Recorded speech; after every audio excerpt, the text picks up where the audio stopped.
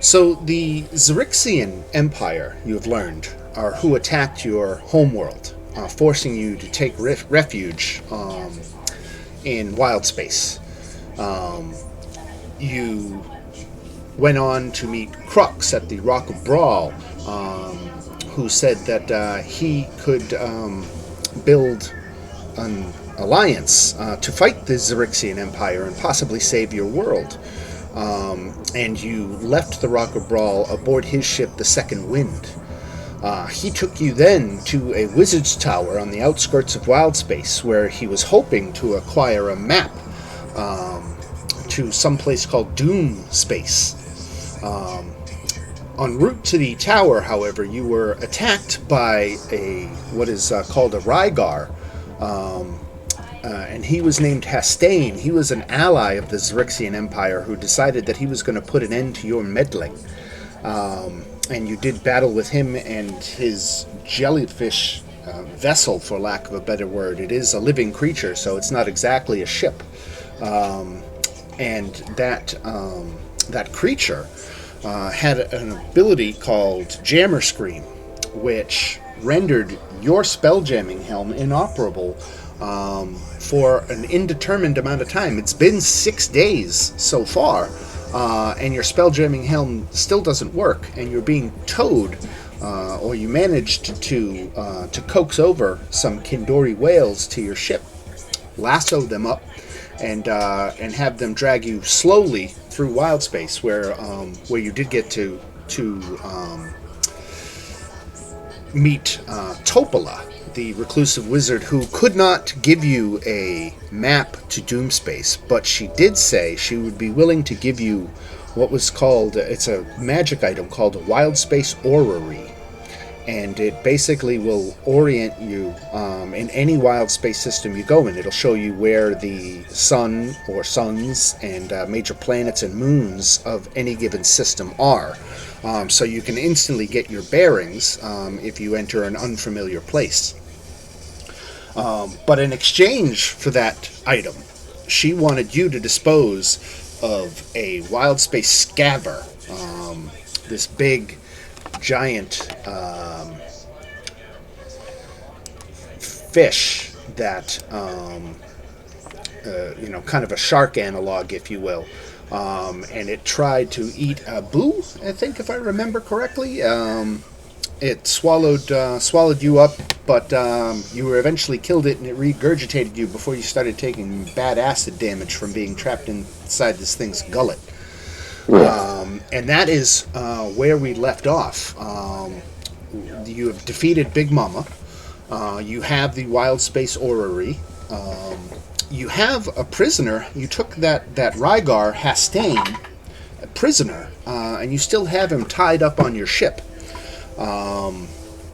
And that is where we are picking up this week. So I suppose, again, the question is, what do you want to do with your prisoner? Your prisoner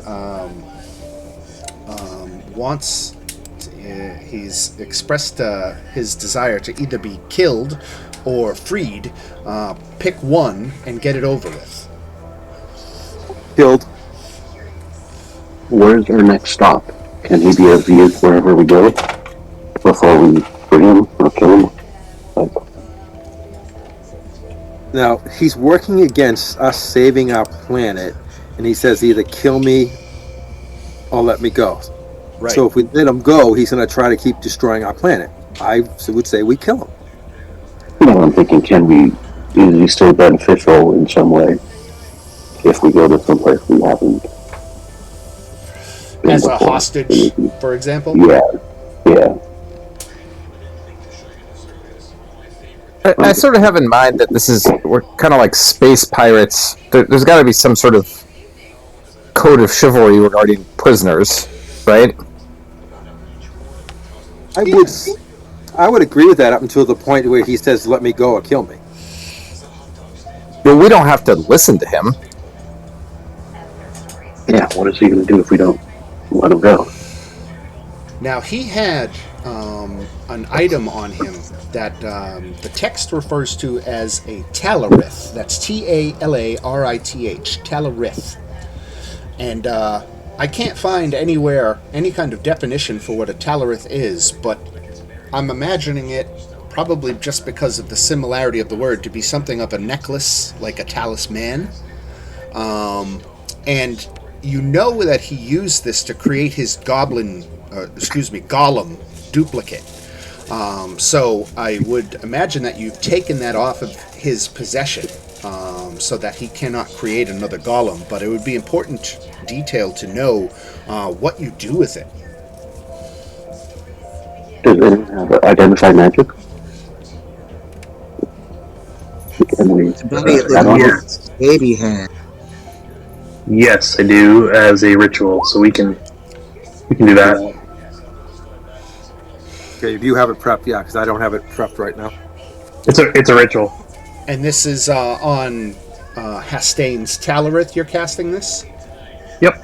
Okay, it definitely is a magical item. Let me see if I can find something I remember reading earlier.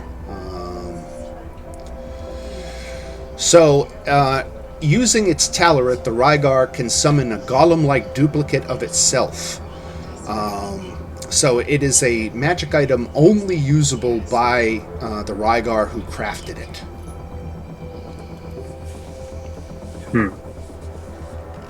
Can we maybe force him to craft one for us?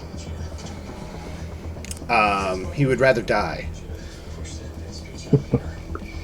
Well, that can be arranged. At this point, he is hurling insults at you, saying you're a bunch of chicken shits, and that you obviously don't have what it takes to deserve to have your world be saved. Is he still at 1 hit point? I think I got him at 5, but close enough. Yeah, okay. It's still too low to randomly attack him without killing him. It's only 5 hit points. I mean, this ship has a cargo hold, right? Like a deep, dank sub-hold area. Let me switch you all. I set up a map of the second wind, showing all the different decks. I'm going to move you to that deck right now. So Is that a tree? Get right down here. So you're on the stern castle of the second wind down here, and yes, that is a tree. That is a tree ant, as a matter of fact. Let me drop Betty Knox. Betty is amazing.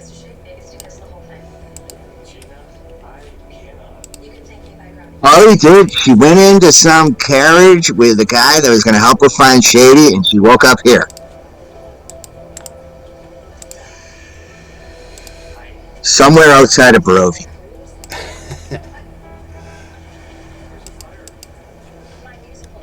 Use selected token. Save changes. Okay, I was just fixing Joe's token real quick. He should have taken the left at Albuquerque instead. Right.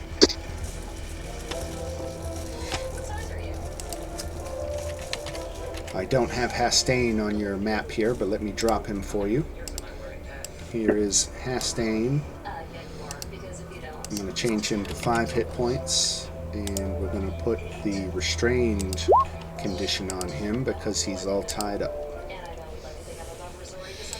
So does the ship have a cargo hold? Yes, you got it.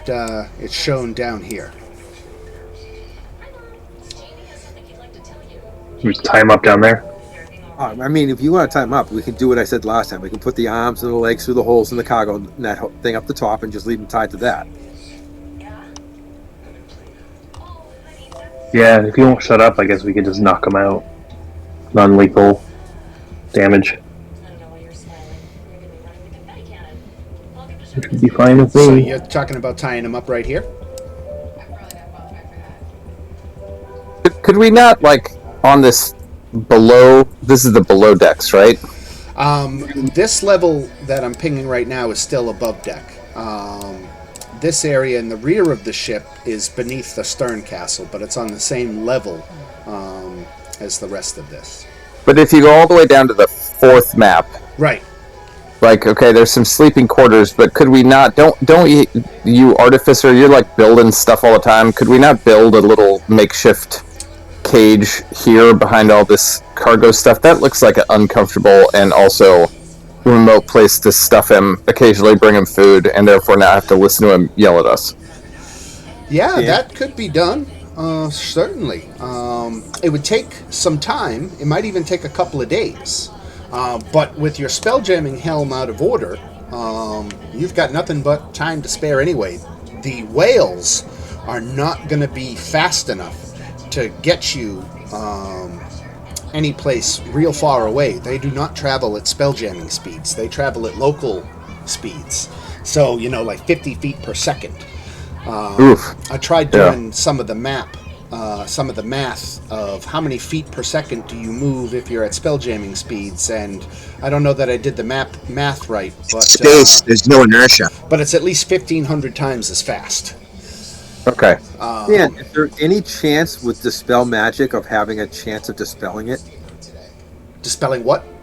The screech effect on the ship. You could try. I don't think you've tried casting Dispel Magic on it yet. Does anybody have Dispel Magic? I do. I could do that. I thought we had tried that. No. We had tried Lesser Restoration. Yeah, I have Dispel Magic. Would you guys like me to give that a shot? If you could, please. Here, tell you what. You go downstairs and start working on that little cage, and I'll dispel. Actually, it only takes 10 minutes. Just stand right there. Let me try this. Actually, it takes one action. Never mind. I'll just try this immediately. All right. It doesn't work, unfortunately. Okay. Rats. But now you know it doesn't work. Yeah. At this point, I think we've exhausted, because we spent like 20 minutes last time trying to think things. There's basically nothing for us to do except wait. Right. I'm going to go down and build a prison. While I'm building this prison, I'm going to tinker into the hinges of the door a strobe light, and on the knob a sound that's going to be repeated over and over and over and over and over and over. So as you're building the cage, you're building stuff to torture your prisoner. I can have up to 4 of them active at a time. Can Betty tell him how he's doing it all wrong? I have people that want non-lethal stuff. I am doing non-lethal. This way he can't get a long rest in, he can't get his spells back.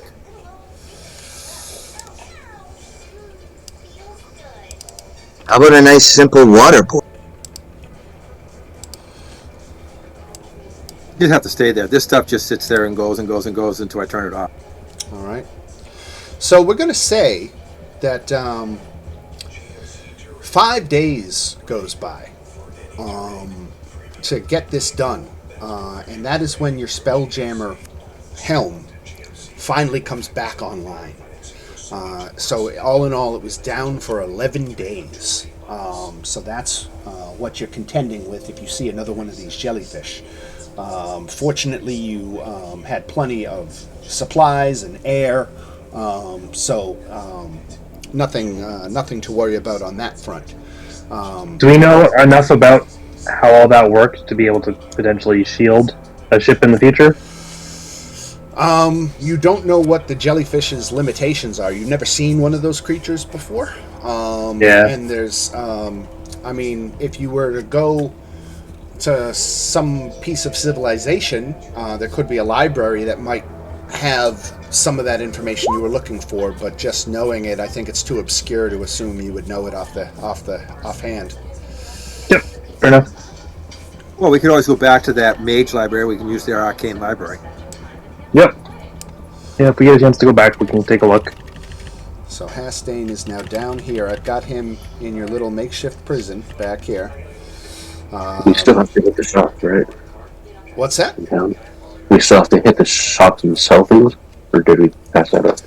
I guess you all fled the Rock of Brawl, and that's, and I mean, you could always go back to the Rock if you wanted to do some business. Okay. But in those intervening 5 days where you were hanging out basically around Topola, At one point, she flew herself over to the deck of your ship, and said that she remembered a potential ally that she might be able to introduce you to. His name is Grimzod Garganhale, and Grimzod is a pirate who has fought many battles against the Astral Elves. She goes on to explain that Grimzod and her had a tryst that never amounted to much and ended with a peaceful breakup. That is how she knows him. But she knows that he does have a small fleet of ships nearby, and he might be persuaded to help save your world. As Garganhale, certainly as Topola sees it, owes him a favor, or owes her a favor. So she wants to accompany you. She says that she can fly the ship to.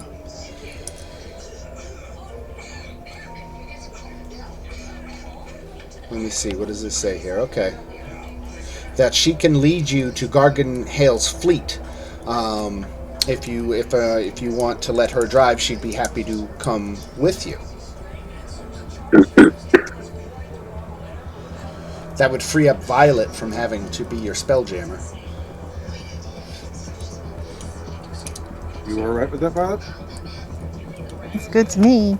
So I assume also, since it's been like days, Yes. we're all long rested and at full health and spell slots and all that stuff, right? Precisely, yeah. Betty feels terrific.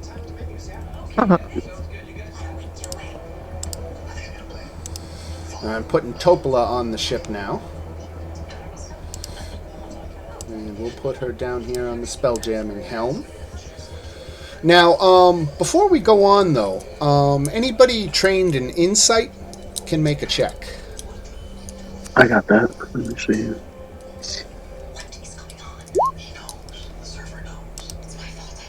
Wow. Ooh, Nicely done, Violet. Nicely done. Yes, Violet, you can see that Topola is withholding something about Garganhale.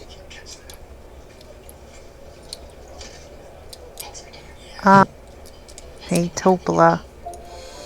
I don't want to like pull her aside. I'm just gonna say this in front of everybody. Okay. I can kind of tell that there's something you're not telling us. It would really be helpful if we knew everything. If there's something that is a problem, maybe we can help you with it, or what aren't you telling us?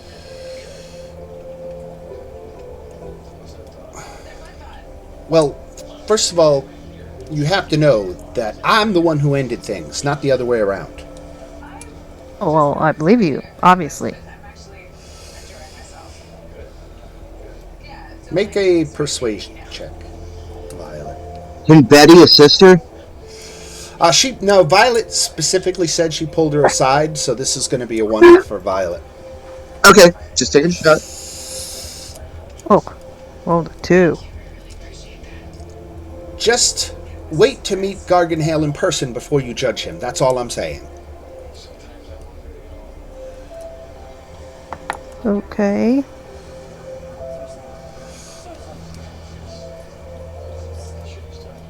Can you keep a secret?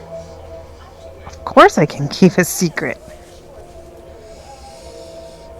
Some years after we split, Garganhale met his mortal end and rose again as a vampirate. I am fearful that the crew of the Second Wind might be discouraged by learning this fact before they meet him in person. He's a vampire? No, a vampirate. What's the difference? Vampirates are not true vampires. It's very interesting. And she goes on and lists how vampirates don't have the traditional vampire vulnerabilities that groundling vampires have. So the vampire, but like stronger. And they don't drink blood. They feed on life energy. That doesn't really make me feel much better. I know it's grim, but he's a good and fair captain, and he's really the only hope I see of mounting any kind of formal resistance against the Xerixian Empire.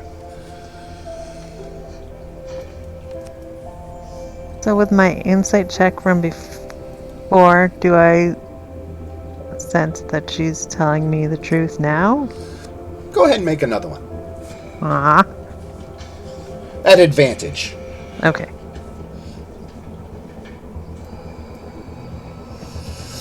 She seems to be telling you the truth now. Oh, I'm sorry.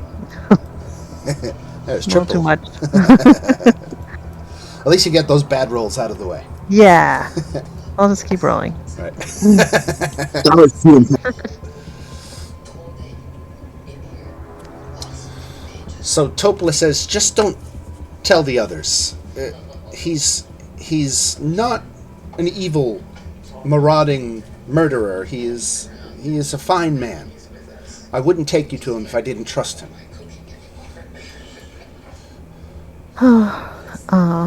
Okay. Instead, they used car salesman.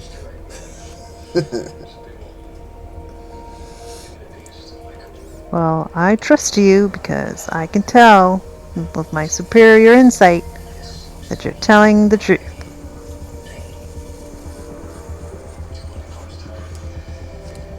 All right. So with that little conversation done, the Spelljammer helm, again because of the passage of time, is working again, and Topola has attuned to it and begins to pilot the ship with precision, but grumbling occasionally about the vessel's lack of a battering ram. But with that said, you get on your way to Garganhale's fleet. Now, before I move on to the next chapter, does anybody... I want to give Violet the opportunity to break her word and tell her friends about this, if you want to have some kind of discussion about it. I think.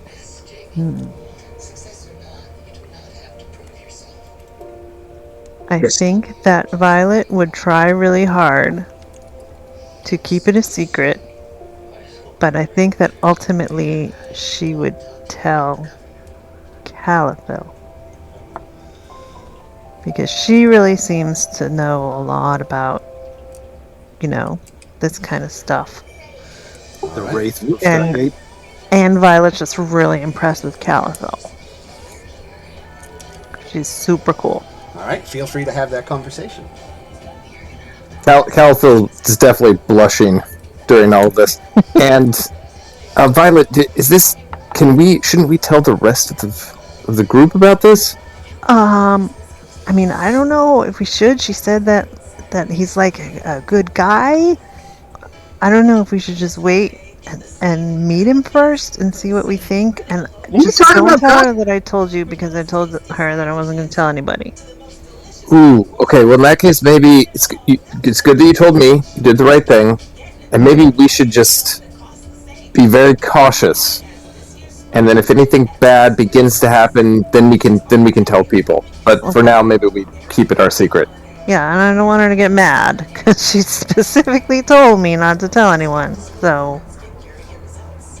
And you didn't really tell me. We can always say that I, using my mystical druidess powers, irresistible, stole the thought from your mind. That is a really good story. I like that. Let's do that. If she finds out. All right, so you welcome Topola aboard, and you get about on your business. Now, your course takes you to spelljamming speeds, but then you drop back to normal speeds, because dead ahead you can see a cloud of debris that appears to be the drifting wreckage of several ships. Crux shouts, Crux, the commander of your vessel, the GIF, shouts everyone to arms, and peering through his spyglass he adds, "Looks like 3 flying fishes, 3 lampreys, 2 squid ships, and 2 star moths." The wreckage of those ships. Now, Topola, recognizes the ships, except for the Star Moths, and they say they account for roughly half of Garganhale's fleet. But his flagship, the Last Breath, is not among the wreckage. Now, there's just debris everywhere. There's enough space between the chunks of wreckage to pass through the area, which Commander Crux is inclined to do unless people want to circle around the debris instead. Search debris. Oh, do we need the... Is our ship at full health? Hit point wise? And all its equipment works, right?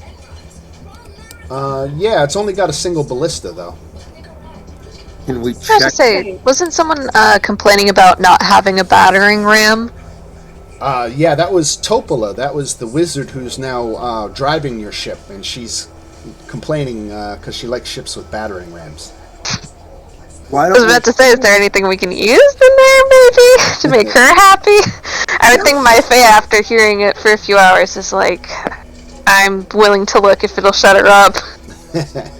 Yeah, no, that would be a major overhaul of the ship's design. It would have to be done in a dry dock. How about a ballista or anything floating in the space that we could get? Well, you can certainly keep on the lookout, and if you run across any other ships, you can start to, I mean, if you don't steal the ship, you can steal some of the equipment from them anyway. Okay. Oh, but you're talking about amongst the debris. Correct. Right. So, you know, the book doesn't say specifically it does. I'm going to say that anything that's smashed that good is pretty much worthless. That these ships are thoroughly destroyed. Okay. So the question to the group is through the debris or around the debris? We want to check for survivors or just go around it? Yeah. I feel like we should go through the debris and check for survivors. Was there a distress signal? Nothing. It is all quiet now. Yeah. There's nothing in the debris field that looks like it would do damage to our ship, yeah? No. We might as well go through it and see what the stabbings are face. So, let's have a general round of perception checks.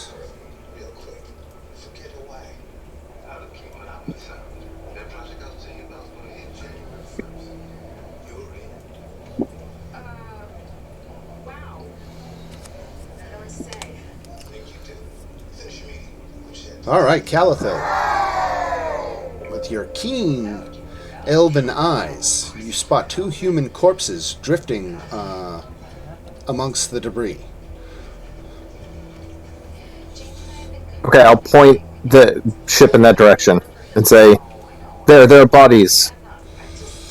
As you begin traveling through the wreckage, a blood-red pirate flag drifting in space becomes snagged on the Second Wind's ballista. Do you just want to remove it off and release it back into space? No. Can we show it to... Sorry, what's her name? Topola? Teopola. Yes, that is Garganhale's flag. This is the wreckage of at least half of his fleet. And judging by the presence of two destroyed star moths, it must have been the astral elves. But not the entirety of his fleet, you say? No, not the entirety, and not the flagship.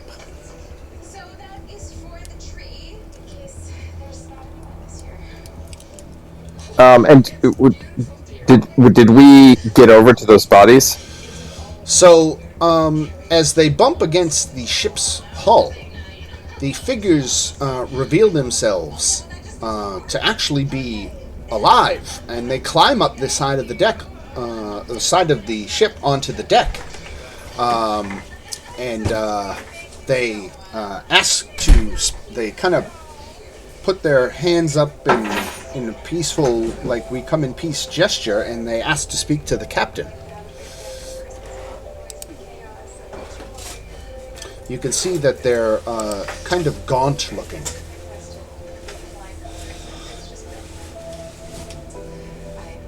I'm going to step between them and everybody else.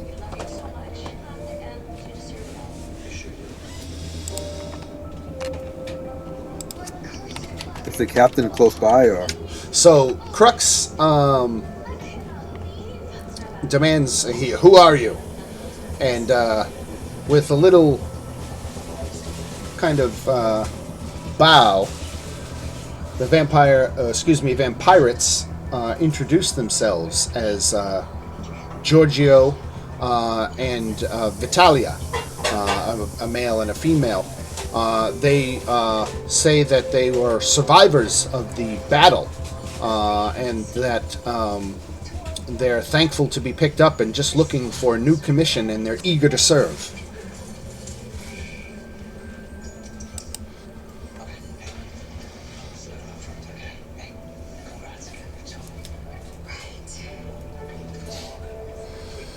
Crux, for his part, says he won't have these foul things under his command, and he orders you to destroy them.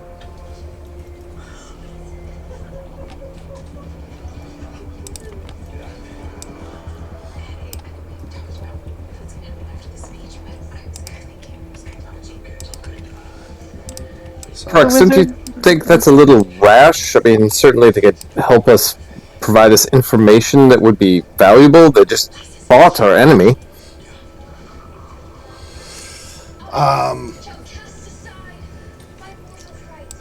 You're trying to talk Crux out of his desire. That would be persuasion, I think.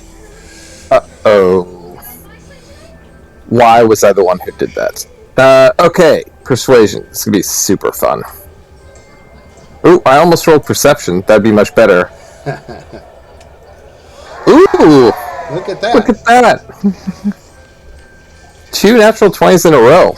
I'm glad I'm using these on extremely important random social interactions. Crux becomes very flustered and says, "Fine," and he stubs his blunt finger right in the middle of your sternum, Calathil, and says, "It's on you if anything happens." Ooh, I've never felt so much responsibility. Thank you, Captain Crux. And he storms off to be in his quarters.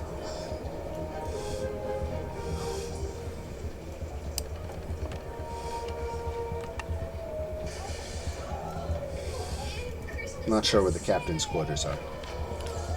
Didn't he do that earlier before, too? That just doesn't like anybody. Crux is in his quarters, sulking. So being the wise ass I am, I look over, okay, Captain Calathil, what do we do now?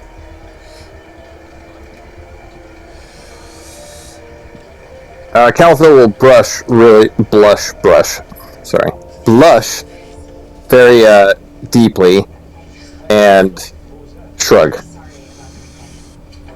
So the vampirates look at you and says,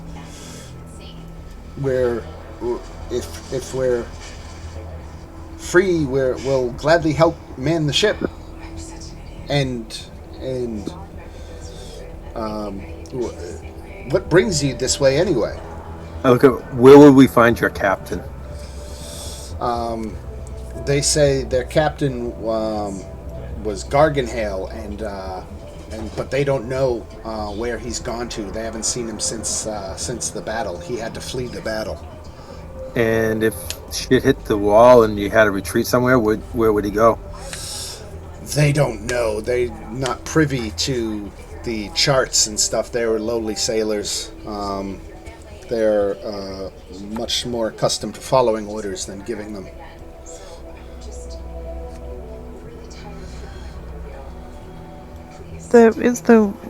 What's her face? The wizard here? She listening? Is she hearing all this? Topola is spell jamming, but it is a property of the Spelljammer that they can mentally project, like as if they were standing on any part of the ship for their point of view as far as sight and hearing.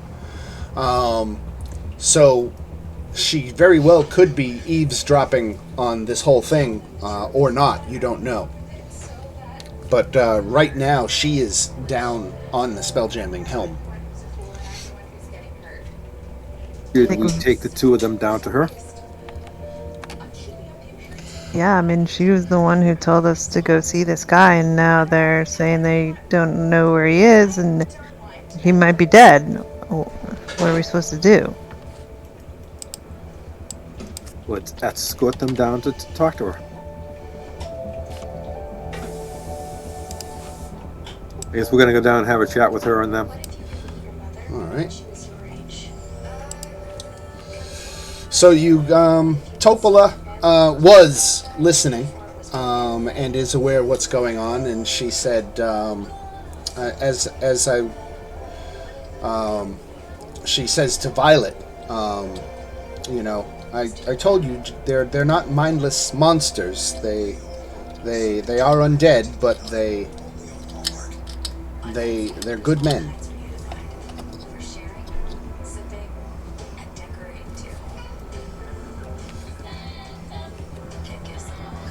Guys, want to keep Miss Crew? I mean, I think we need all the help we can get. You know, since they're undead, they don't really need the sleep and stuff. I guess we can put them on the ballista 24/7. Do general maintenance around the ship. Yeah. So the two sailors want to put your mind at ease, and they tell you that that they strictly follow the pirate code, and Article 1 of the pirate code is don't eat each other, and no shipboard conflicts. All disputes are settled on land. So they say that they're good. They'll be good workers, basically. That's excellent news. We also follow the pirate code, except perhaps in the small torture dungeon we built aboard the ship, but leave that aside. Generally, we follow it. I thought the pirate code was take what you want and give nothing back. They said they don't do injury. I'm not injuring him down there. I just have to, out of game, I just have to say it would be so awesome to see like the post-campaign war crimes trial for your character, where you're like arguing all these technicalities. It'd be fantastic. I was just going to say, Betty was raised to keep what you kill.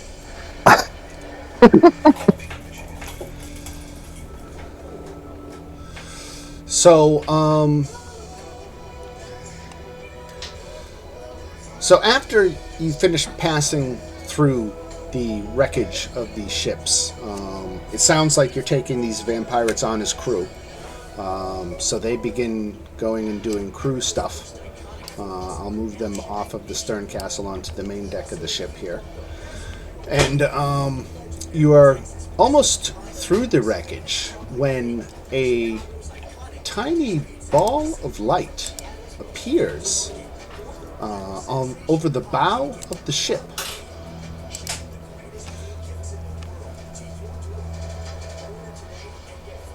Quickly, it flies around the mast and settles a few feet above the main deck, changing colors as it hovers in place. Let's see, we'll move it up here. It's floating just in front of you as a group. In a soft voice it says, "Lost, are we? Maybe I can be of assistance."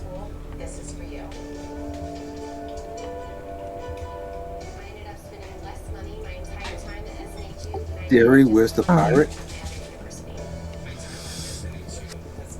Doesn't work. You ask the light, "Where's the pirate?" Think we got anything to lose doing that, guy?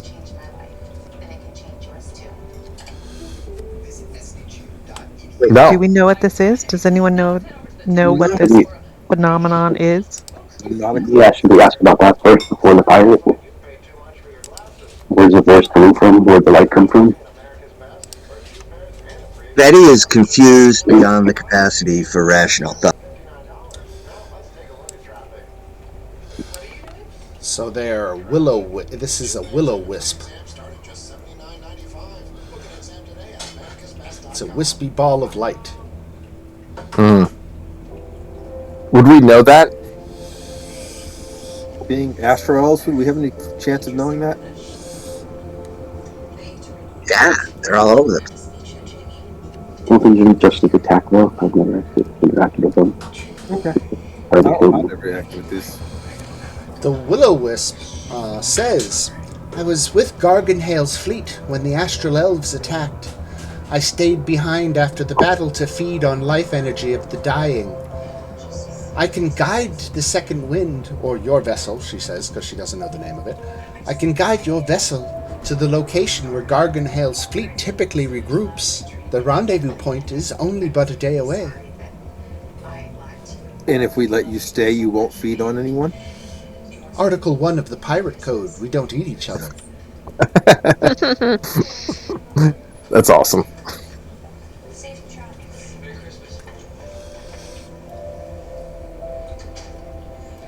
I mean, do we really have any other options? Well, we could kill it and rely on the one downstairs to get us there on our own, or we can take this chance. I mean, for what it's worth, it seems a trustworthy hovering ball of light. Yeah. All right, then I just look at her and say, show us the way.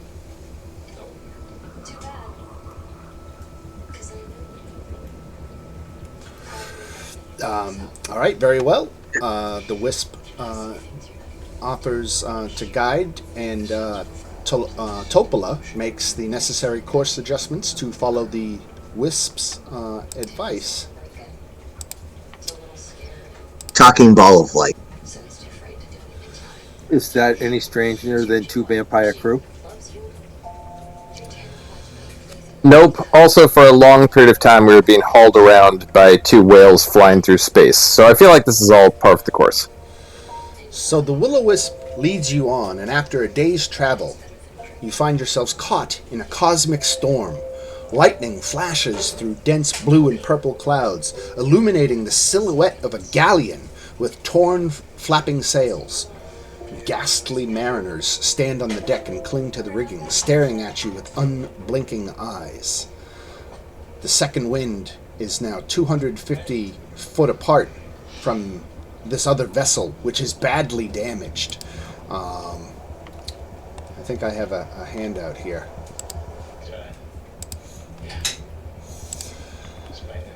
It's badly damaged, but the ship is closing distance on you now. It is not moving away; it is moving towards you.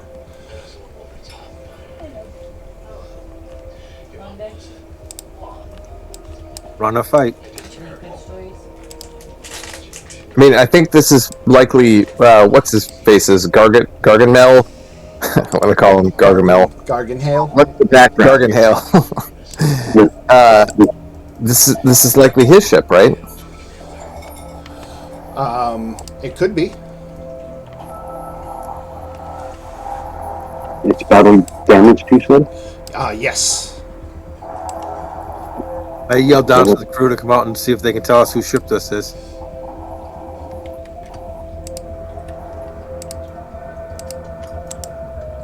Do they know who it is?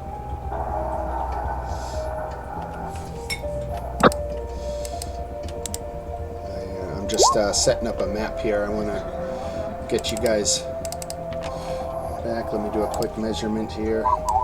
As long as it's not the dread. That's good. All right, the Kindori, you released the... I don't think we covered it, but I imagine you released the Kindori once your spelljamming ship was fixed? Yes. They wouldn't be able to keep up with us. Right.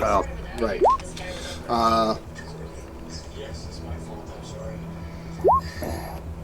Okay, so So this ship is 250 feet away in closing distance. Topola is spelljamming. So she's below deck, and you aren't next to her, so you'd have to go down and ask her if she recognizes the ship. But in the meantime, it's closing on you. But what about the crew, the two vampire crewmates? Oh, okay. Yeah, they. I think that's what you were going for, right, Alec? Yeah, you were, yeah. I forgot about them. Yeah, they can confirm that is the flagship, the Last Breath. And we have them have the ballista. Oh, there's no reason to fire on it. That's unless it's been taken over by enemy forces. But I can't imagine that's likely.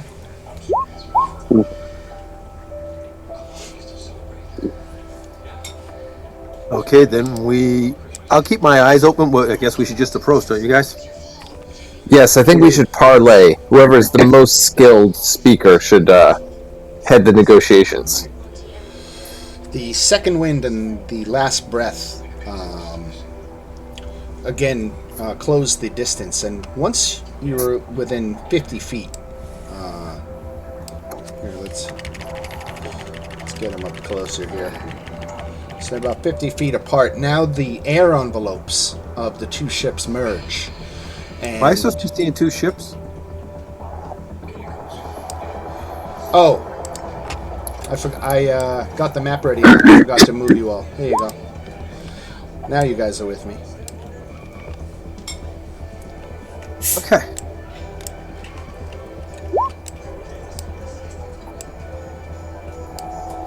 So now that the ship's air envelopes have merged, the galleon's captain steps into view, a pallid, white-haired man with a barred metal mask covering the lower half of his face. His left hand detaches at the wrist and skitters up his arm and onto his shoulder and waves at you with fingers. Crux sneers at the sight and keeps one hand holstered on his holstered pistol, and he hisses, "Vampirates!" Do we have our two buddies with us? Yes. All right. Can we have them up here with us? Absolute. Let me drop. They can break the ice. You don't like my idea of taking out one of my things, taking a picture of using his own hand to wave back? There's two vampirates on the deck. I like the Final Fantasy ships. So, that is the end of Chapter 5, is running into the Last Breath and Captain Garganhale. And so we begin Chapter 6. After acquiring the Wild Space Orrery at Topola's Tower, the characters fought a void scabber named Big Mama. After that battle, Topola mentioned a possible ally in the fight against the Xerixian Empire, a pirate named Grimzard Garganhale. Amid a cosmic storm, the characters laid eyes on Garganhale's flagship and its vampirate crew. The undead captain places his boot on the rail along the deck of his creaky galleon and leans over the bow. His disembodied hand perched on his shoulder, and lightning from the cosmic storm flashes behind him. Garganhale's tone of voice is inviting, but his dead black eyes glint with malice. It's dangerous out there. That menace from Xerixis, Commander Vale, keeps sending ships to our system, but we do our part to thin the Astral Elves' ranks. You're obviously not with them. Care to identify yourselves? Can we ask? He sounds like a liar and a cheat. Can we ask our vampire buddies to? Because they were part of his crew, right, or his larger fleet or whatever. They were. They didn't serve on the Last Breath. They were on another ship that was destroyed, but they never met Garganhale. They just know that he was ultimately their commander. That the captain of the ship that they were on took his orders from Garganhale. And we came looking for his help to build a fleet to kill the Astral Elves, right? Correct. Do we want to just say that to him? Yeah, I mean, he sounds like he likes killing astral elves. So I'm just going to say, hey, we're here to see I'm if you doing want the same thing. you want to come help us destroy them all. So, the vampire captain confesses that his flagship and its crew are all that remains of his fleet. The rest fell prey to ships under the command of Vale, who Garganhale calls the scourge of pirates, raiders, and anyone else who refuses to bow to the might of Xerxes.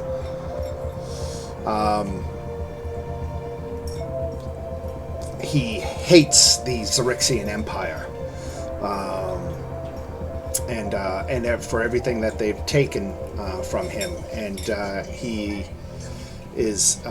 wants to see their empire crumble. But he's wary of embarking on a voyage to Doomspace alongside a bunch of nobodies. He says he would like to come aboard to discuss terms in private.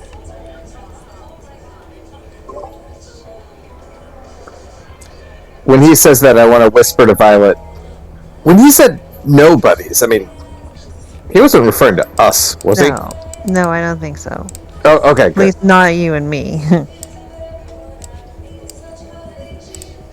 Where is this wizard whose name I keep forgetting? Topola is below deck. She is one deck down. All right.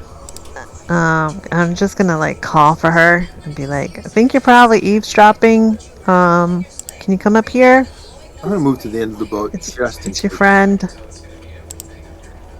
All right, she comes up on top deck, so nobody's driving the boat right now.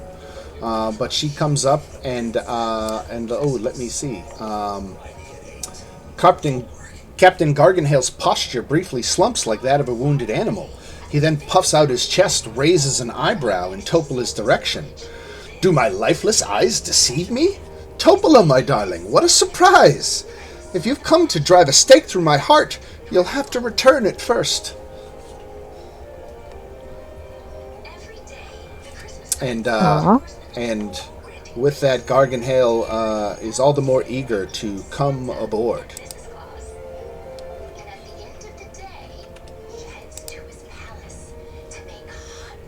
What do you think, Topola? Yeah, absolutely. She's down with it. What's everyone else think? I kind of want to see this play out. All right. Buddy is just going. I'm all for the possible violence. Like, I don't know what the hell is going to happen. I say come on alongside and come over. All right. So Captain Grimzod Garganhale and his crawling hand called Lefty come over aboard the Second Wind. Garganhale says that morale on his ship is very low, and he doesn't know how much more they can take it. He's ready to go lick his wounds and just hide from the Xerxian Empire for a while. Why should he join your cause?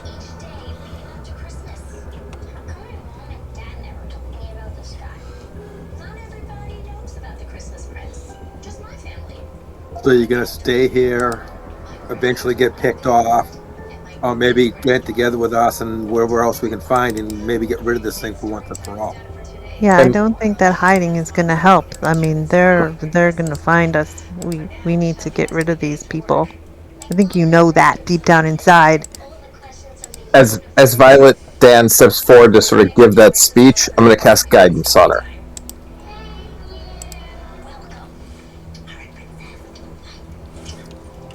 All right.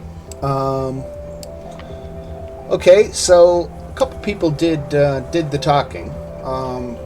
So why don't we have everyone in the group make a persuasion check as a group check, DC 13. Half of you have to make it. Oh, and Topola is present, so you have advantage on this check. Yeah.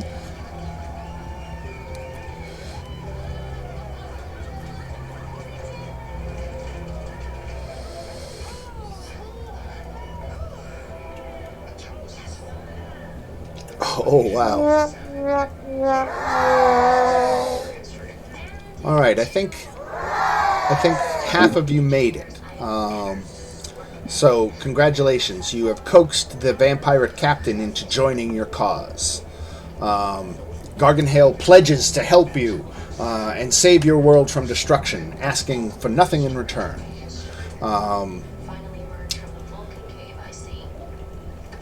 As captain of the Second Wind, Crux refuses to bend his knee to a vampirate. And so he is beside himself, saying this is a bridge too far, and he can't abide by it.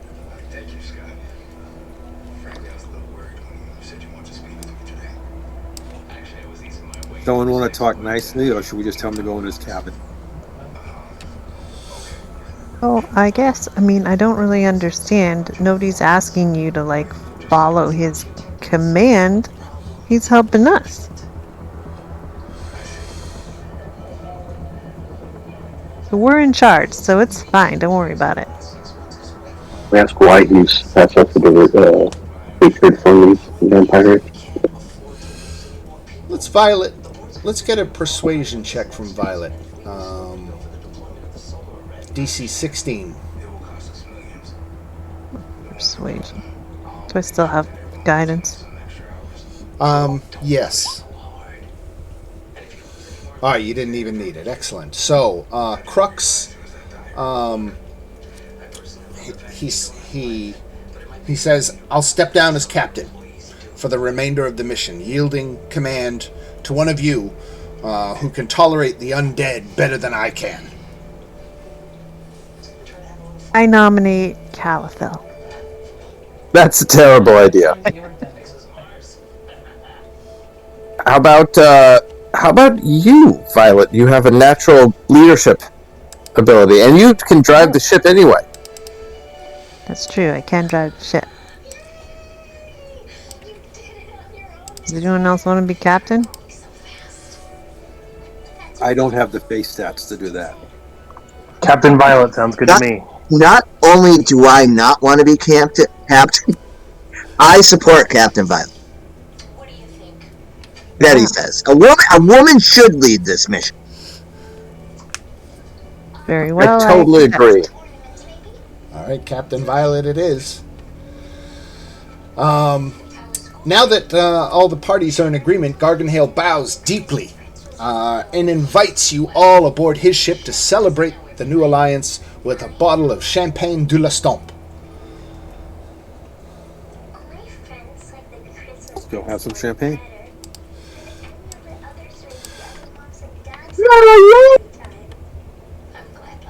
Now, as you come, you did this all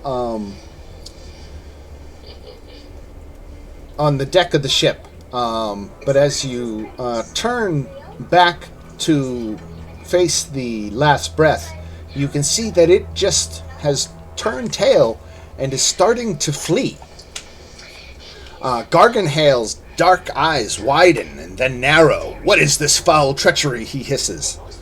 Now, as Garganhale bellows a curse at the dwindling stern of his ship, Flinch, who, remember, is the Hadazee, who is kind of the first officer to Commodore Crux. Flinch approaches Garganhale with glazed eyes and a dreamy smile, and a voice dripping with sarcasm. Captain Garganhale, your command of the last breath is at an end. We've had enough victory at your hands to last 10 lifetimes. The Hadazee then shudders as a horned ghost vacates his body, cackles, and then disappears. Are the ships still side by side right now because they boarded? Let me update the distance here and show you their true. I'm going to turn them around, and then I'm going to move them this far away. Right about there. So he never got that close for boarding?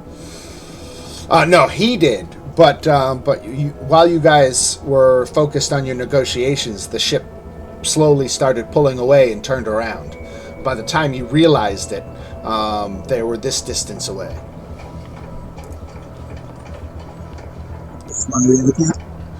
Now, Flinch delivered this message. He was actually possessed by a ghost and taunted Captain Garganhale one last time, but then Flinch blinks his eyes back into focus and says in a normal voice, "Do I smell smoke?" Flinch remembers nothing of what just transpired.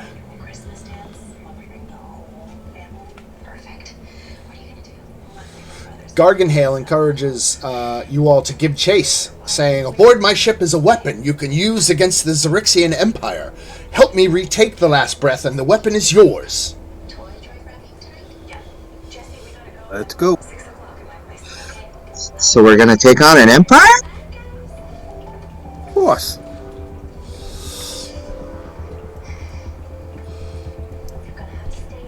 So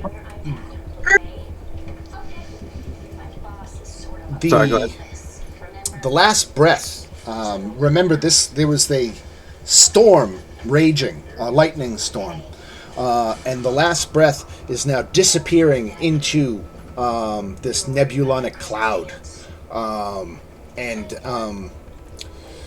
the second wind is now turned and started to pursue, and the vampirate Captain Garganhale drops to his knees and traces a pattern on the deck of the second wind with his right hand. A shimmering wave of magical energy washes over the entire ship. Garganhale cackles in triumph. "We are invisible! They won't see us coming until it's too bloody late."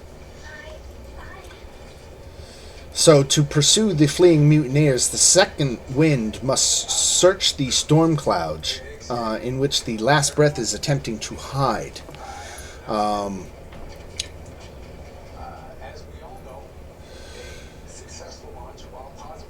So the Spelljammer of the second wind has to make a wisdom survival check to see if he can spot the last breath while it's trying to hide. So Topola is at the helm, so she's going to make that wisdom check. Is anyone else going to assist as lookouts on the deck? I will. Betty obviously will. I'll look out. She doesn't have a specific survival skill, so survival is based on wisdom, right? Yeah. So She got a 20. Okay. So it doesn't take you long at all, not even 10 minutes, and you find the last breath, and it is 90 feet away from you. Let's see, what's this distance? Alright, I gotta move him a little bit closer.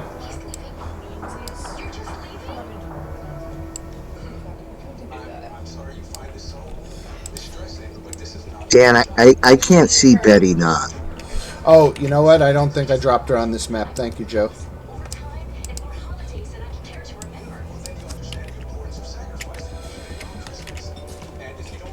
Let me drop her now.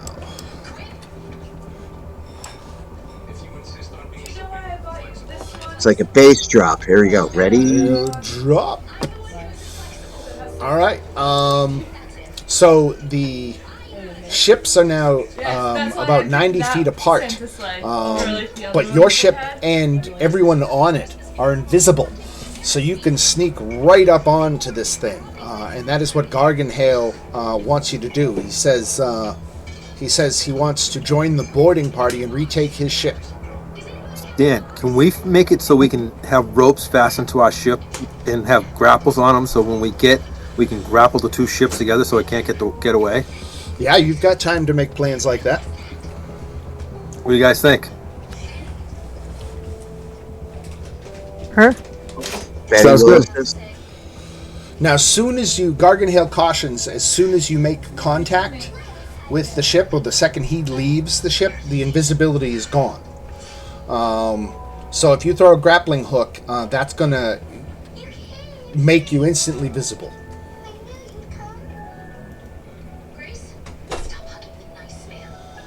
So we'll have breaking so we'll have the integrity of the invisibility field. so we'll have a bunch of people ready stuff, and then we'll throw the grappling hooks. Yeah. Or didn't he say he wanted to like board? Or He did. What? He says his ship is badly damaged and brimming with alchemist fire. So he doesn't want to do ship-to-ship combat. He doesn't want to shoot a ballista at it because one well-aimed shot could cause the entire ship to explode. It's much better to just slip aboard and dispatch the mutineers in close combat. All right, so don't bother grappling then. What do you guys think? Do you just want to go on? Yeah, I mean, most of us can get there without being Okay. right next to it. All right, then. Well, I guess we'll slide right up on beside it, get right next to it, and then jump over. We'll just start into combat. Okay, let me... I'm gonna climb up. Is the tree still on top of the ship? On the same level again? I'm sorry, I didn't hear that. Is the tree here still there? The tree is still here, yes. So we can use the tree during the fight, I guess. Oh, no, we don't want to use him. Because if he throws one of those big things and it goes through the deck. Yeah. No, I'm just gonna climb to the top of the tree. And jump from there. So is anyone staying behind, or is everybody coming over? Betty is going up. Is anyone Yeah, I gotta go. anyone doing ranged attacks? Yeah, Oh, will be. I was gonna say, because someone could stay on the ship and do ranged attacks and still be in the fight, right? Yeah. Oh. Violet might want to do that.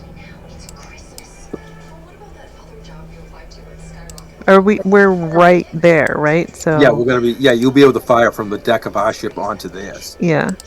Yeah, I'll stay.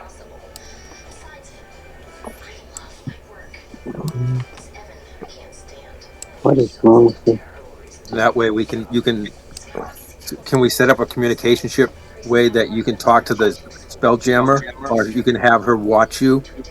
So that way, you can tell if they start going away, or can she do that on her own?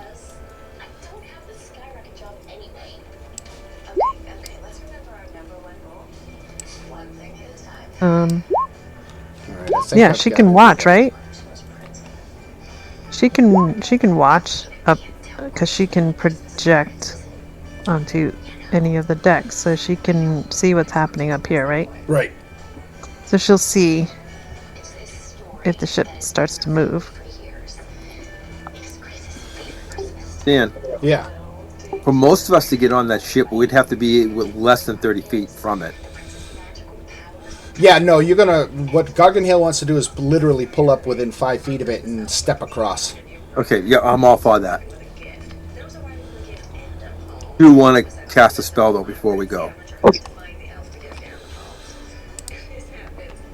Load up. What spell are you thinking of?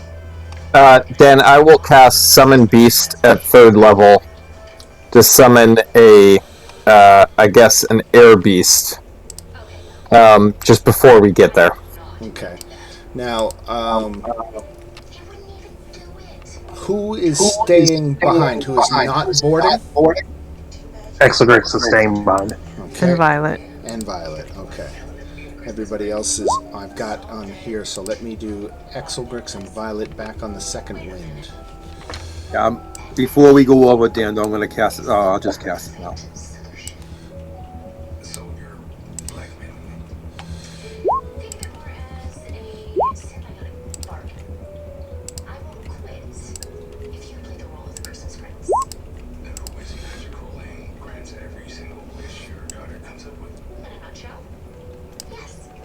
All right, so I've got Exelgrix and Violet. You can see yourselves still standing here on the deck of the Yep. second wind, and I've got everybody else on the last breath.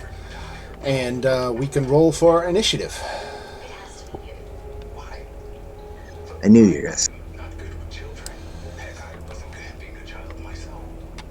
And Dan, could you Actually, you know what? I've got to. It's not going to work this way. I've got to get everybody on the same page. I'm sorry, because the initiative won't work otherwise. I'm just going to have to park you floating out in space, but you'll literally be on the ship. So okay. Exelgrix and Violet. You see up here? Yep.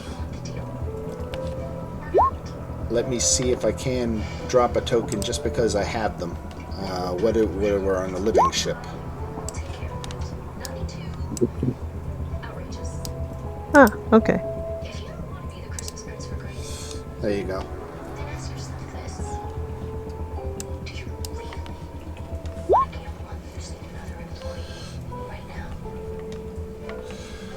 Alright, now I've got to roll initiative for all my guys. So let's see.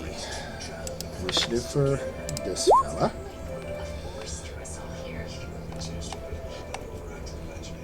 No initiative for you. No initiative for you.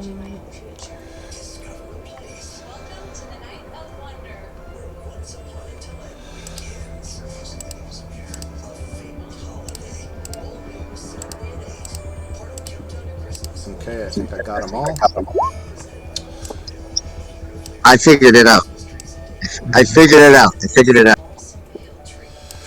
Alright, so I see Exelgrix, Violet, Abu, and Violet. I got Violet twice. Let me see which Violet is the correct one. That one. Alright, so I'll delete this one.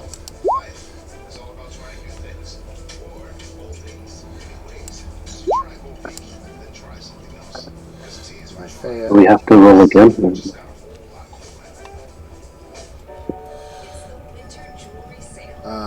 Exelgrix, can you do me a favor and roll again? Yep.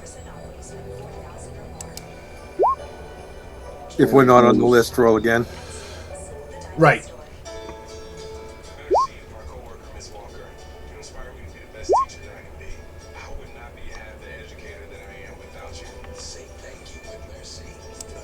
I don't look like I'm popping. Said I rolled. All right, what was your initiative, Alex? 18.11. 18.11. And then Betty, what was yours?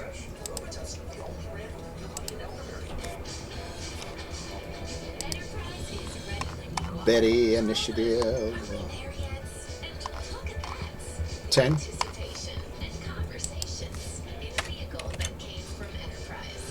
All right. So let's count them out. Let's see. Dan, I had a 19, and then I rerolled to get a 23, but neither one of them showed up on the tracker, so whatever you want to put there. We'll take the 20. We'll take the 23. Yeah, if anyone got screwed on their initiative and wants to change it, just tell me what your old initiative was. No, I made out. Alright, so counting them off. Calathil, Betty, Alex, Thranduil, Exelgrix. My Faya is 6. Violet is 7. Abu is 8. We got 8 players tonight.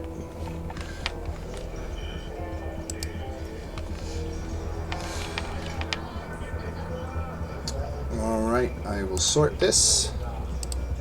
Calathil, you get the first action. Now, you are literally standing here in this darkened section, but it is a different level, so that's why I kind of have it situated the way I do.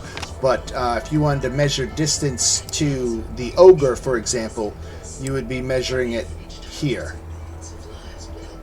not this way. You know what I mean? Yes. Okay. So the darkened section. Oh, I see. That's down here. Okay, Right. okay. And now I'm totally with you. I had summoned a bestial spirit. Right. Leading up to it. We did say that. Let me drop him. Is he a 30 hit pointer or a 20? It's 30. Okay. And Dan, I am concentrating too.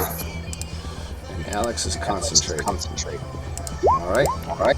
Sorry, Dan. 25 is it's his hit points. I apologize. 25. Okay. And okay, can you also mark me as concentration? Yep. All right. Let's see here. I will spend a bonus action on assuming using my wild shape power to take the starry form of Chalice. So this is the one that gives me bonus healing. And then as my action, I will cast Guiding Bolt at the ogre.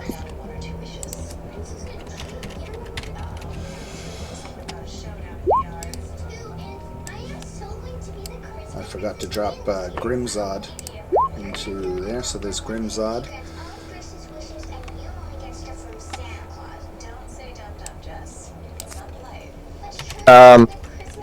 So I think a 24 probably hits for 10. Against the ogre, it certainly does. Okay, and then I will... 10 points of damage? Yeah. Okay. I will move to here. So my sense is that this is like the area between the two stairs, and so this black area is the deck above me. Right. Is that right? Let me reveal one square to you so you can see something. You can see a door right in front of you there. Okay, I want to be like here, sort of, or actually, I guess there, kind of with my back up in that corner, so I'm hard to see from that upper deck. And that's in my turn. Okay. All right. Pirates with us? That gives you total cover from the angle that they're in. They're going to have to get down on the stairs to be able to see you. So that is a good hiding spot, or at least cover spot. Do we have our two guys who joined our crew, the two vampirates? Are they fighting with us? Yes. Yes, they are. Let me drop them on. I'll just put a dot on them so I can keep it straight. Vampirate. Let me drop one here. And one here. We'll put a pretty pink polka dot on them to know that these vampirates are on your side.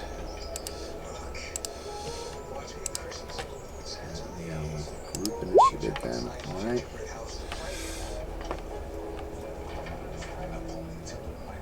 Okay, Lefty, Garganhale's crawling claw, gets to move. It skitters across the.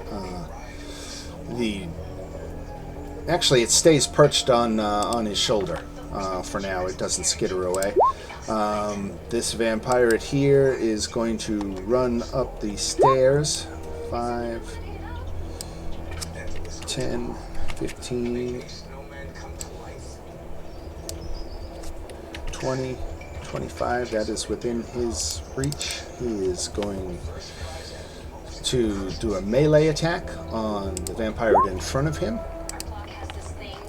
He rolled a 6. I will change it so you can see the future rolls. I think he does not have multi-attack. No, he only gets a single attack. And so that is his turn. And we go to Alex.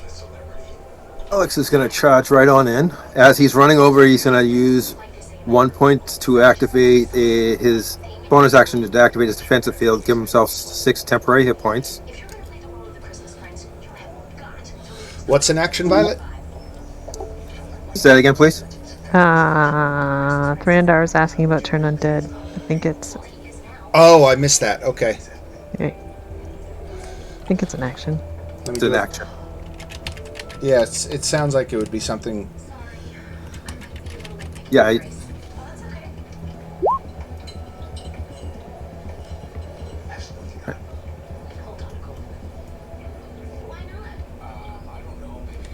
Yeah, I didn't see it on a quick Google search, but it sounds like an action.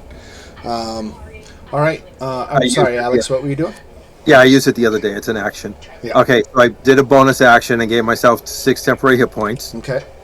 And I'm going to use my movement. This is really odd to be doing it this way. I'm going to move. Jumping ships like that is odd to me. Right. And then I'm going to take 2 punches at him.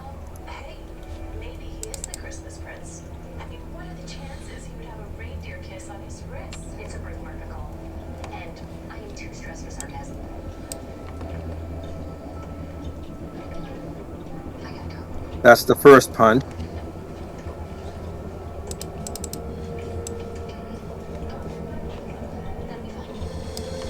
All right, 5 thunder damage, and the second is a hit for 7 more, so a total of 12 thunder damage to this And fellow. he now has disadvantage on anyone else but me. All right. Our friendly vampire is going to 5, 10, 15, 20. He's going to run up and he's going to attack and miss. And we go to my fair. Okay.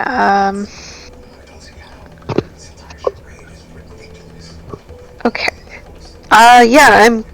So is it close? How far is the distance to like cross over onto the ship? Well, you're on the last breath now. Oh, I am. Okay, I'm sorry. And they are. It is literally right next door. It is just a single step. You don't even have to jump. Okay. I wanted to make sure I could clear it and that I don't need to hitch a ride with someone to cover that distance. So I'll hop onto the other ship because I'm best at closer combat than I am at long distance.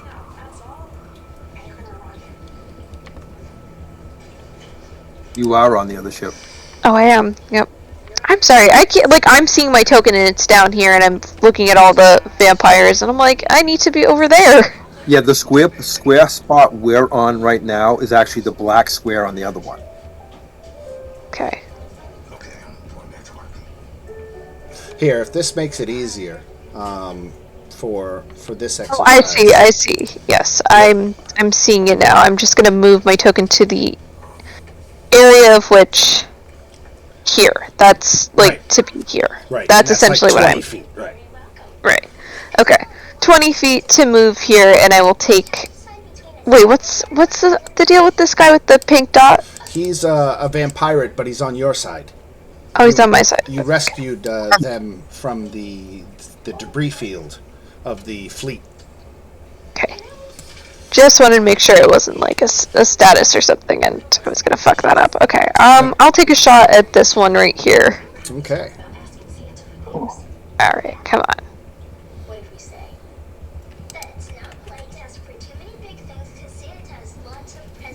12 is not gonna do it. Okay. No, I figured. And then, as a bonus action, I'll disengage and is this like a banister? So I guess I went up the stairs. Right. Okay, and I'll go and disengage and kind of try and get cover at least from any retaliation. You drop down over the banister to the deck. Okay, so we'll move you down here. Okay. All right. So that was my Fea's pistol shot, and she ducked and covered, and we go to Captain Garganhale. Let's see what's he gonna do. What's he got?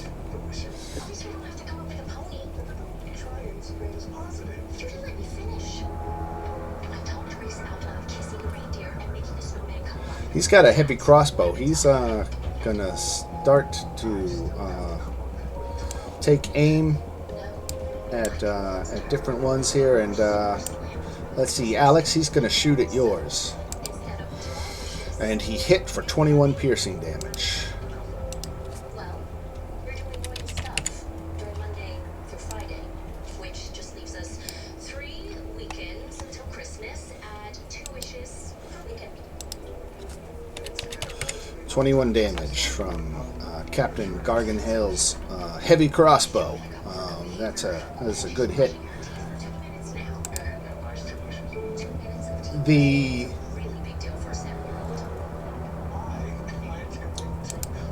okay, the ship begins to pull apart and move away. So Violet and Exelgrix, you are moving a little bit further out. Let me put a little distance between you and let me reveal that area so you can see, because I believe it's all darkened. Yep. There you go. So just Cool. to represent a little bit more distance, that's the ship, once you were revealed, it decided to try to pull away. We're going to give the ship an initiative, and we'll say that's Topola's initiative.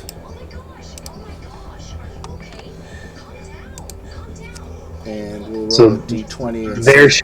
moving away from us. Right. Okay. The ship, or Topola, more specifically, is going to go on 13 and be able to close that distance. So I'll put that there. All right.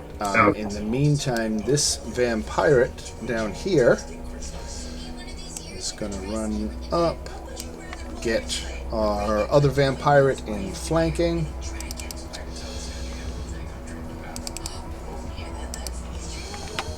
And he's going to attack. He's going to miss. This vampirate here is going to run down the stairs. 1, 2, 3, 4. Put some like right here. 5, 6. He gets around the corner and he sees Calathil crouching here in the corner, and he's going to hit you with a ranged attack, Calathil. And miss. And then we go to Thrandar, the voice challenged.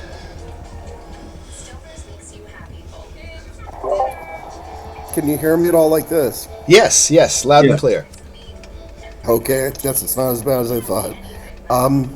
First of all, I'm not even sure if I'm on the right ship. But looks like the combat's 1 up or something. Yeah, 1 deck up, right? Okay, Yeah, you are we need to still go up. able to get on board it? Say again? Am I still able to get up on that ship? Yeah, you're on the enemy ship right now. I placed you aboard. Oh, we're on. Oh, it's a different deck of the ship. Right. Okay, I gotcha. Maybe it's not even that much movement then. No, not too much. It's 15 feet to get like right here. Okay. Yeah, so I'm going to go up on deck. Okay. How do I do that? I'll move you there, so you're right behind Alex now. Okay, perfect. Ah, now I see it better. So if they're within 30 feet, I'm going to try to turn undead. All right. If they're below my CR level, they automatically get fried. So they are all within range. Now here's the question: does a turn undead going to affect your allies? You have one ally vampirate who might be affected by this turn undead. Is that going to turn everybody else on us? They call that collateral damage. Yep. He can go fight on the other deck. All right. So turn undead is what, a wisdom saving throw Yeah. for all these vampirates. Okay. I love this spell. 1, 2, 3, 4, 5. The friendly. And the last one. All right, most of them failed. If I can find the... Did they turn and run, or did they explode? So they are CR2. Yay! It's you got at your level. It's a CR. It's only a 1/2 CR to instantly to be destroyed. So they're not instantly destroyed. Okay.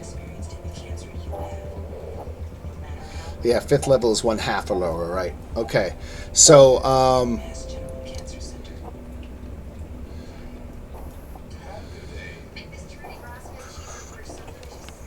So it's not destroy undead. We need turn undead. But wait a second. And that just frightens them, right? And they have to use their action to get away from the source. Yeah, they have to use their action to get away. They can't take a reaction, and all they can do if they can't move further away is dodge. Right, and that is not concentration. Thranдар does not have to concentrate on that effect. Correct. Okay. And it's for 1 minute only, so it's 10 rounds. All right, I'm going to mark them as frightened then, the ones that are turned. So fail. Any idea what the DC for your turn undead would be, Thranдар?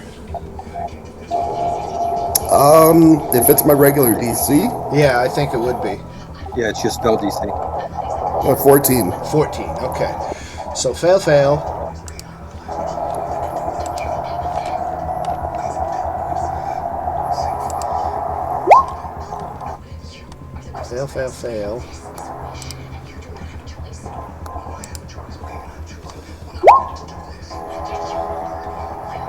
Fail. So, Then made it, fail. I'm confused. If they're a CR2,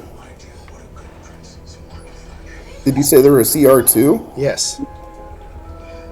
That's... They're already less than half my level. Wouldn't they just explode? No, challenge The ones- rating half. There's a challenge rating of 1/2. When you're 5th level, you can instantly destroy challenge rating 1/2. Oh, it's a half? Oh, I read that wrong. I thought it was half of my level. Okay, never mind. 1/2 challenge rating. Okay, that's... Nope, not what I was expecting. Never mind. All right, so we got some vampirates who've been turned. Fortunately, you didn't affect your ally. He just happened, he had to make the save, so he's a little kind of, what the hell, chum? But hey, no harm, no foul.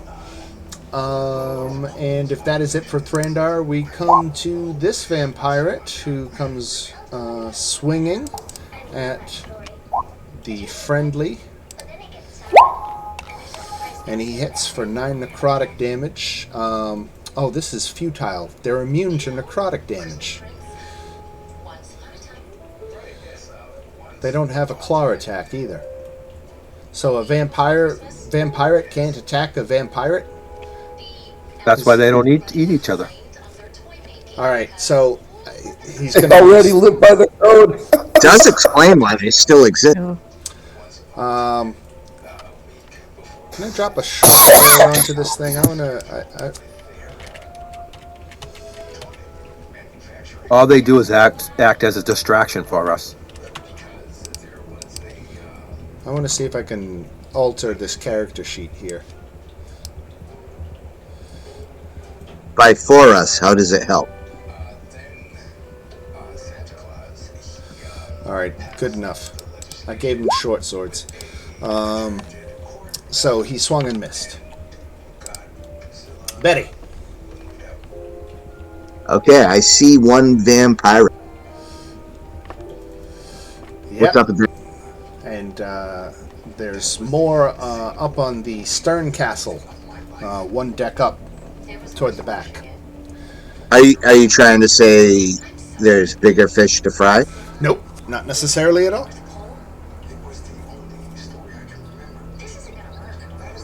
Alright, I'm just gonna kill this vampire. The one right in front of you? Yep. Yeah. And I have a magic sword.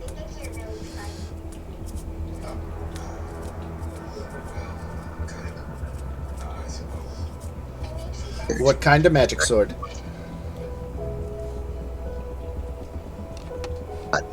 I'm in the wrong thing completely. It is a...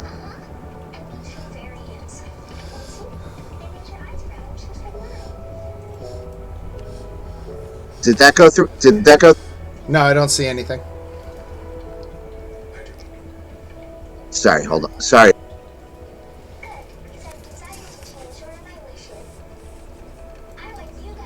All right, I'm gonna do it the quick.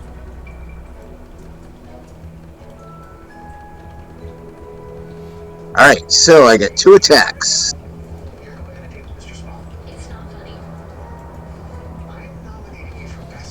19 hits. 19 again. 2 hits. Roll that beautiful Okay. damage. It's a beautiful piece. Okay, I have a long sword that is plus 1d8. Roll that damage. All right, 5 and 7. So you hit for 12 points of damage. No. Plus 8. Plus 8. 1d8 plus 8? Well, it's 1d8 plus 4. Okay, so 9 and 11 is 20. Yeah, I'm a half-orc. Right, so you did 20 points of damage. That is correct, sir. That sounds about right for 2 hits, okay. Alright, and if that is it for Betty, we're going to go to this ogre, who finally is going to move. Let's see where he goes. What's his movement? 30 feet. Is 5, 10, 15, 20, 25, 30. So that puts him right at the bottom of the stairs. And right about here. Would turn on dead have reached him, or is he too No, far away? He was too far away. He's too far away. Right. Okay. All right. He only has a Morning Star. He doesn't have any ranged weapon. Well, I guess he can attack Betty Nas from here. Why not? Ooh, and he hit for 15 bludgeoning damage. Betty Nas takes 15. Okay. Ouch. Okay. Oh, I'm right next to the ogre zombie? He just moved down the stairs right next to you. That sounds random, but okay. Right. 15 points. You got it. All right. Then the vampirate right here is frightened. He's got to use his turn to get away from Thrandar, right? 5, 10, 15. He's got a ranged weapon. He can attack, but he can't attack, right? No. Right? Okay. Exelgrix. Okay. Things have changed since I had decided what I wanted to do. So,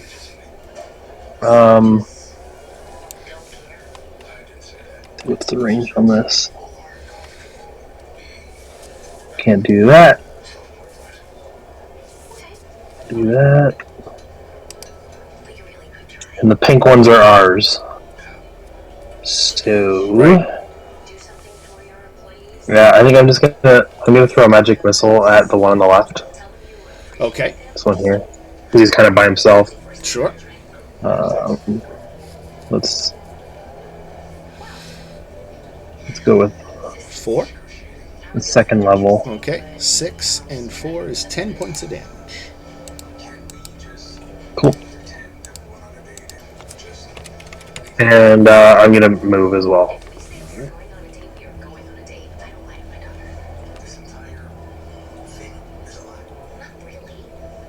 That's it. Alright. Abu. Alright, so we're over in this black area. Right. And we're surrounded by almost all of these vampires are our enemies. Almost all of them, except the 2 pink dot ones. Okay. A lot of them on the forecastle have been turned, though. And this guy, he has an impinging friend. Right. That's Garganhale. Oh, going down there. Okay.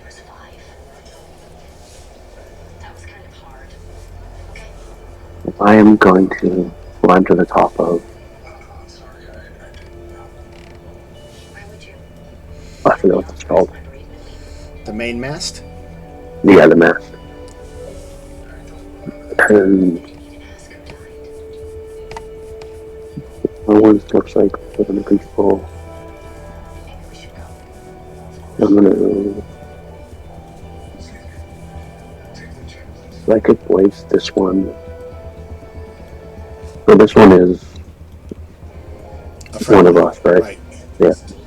I'm going to attack this one.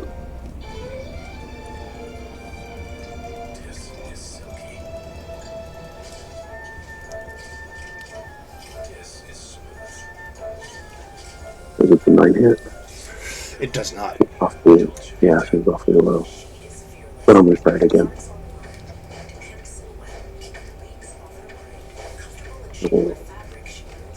An 11 misses as well.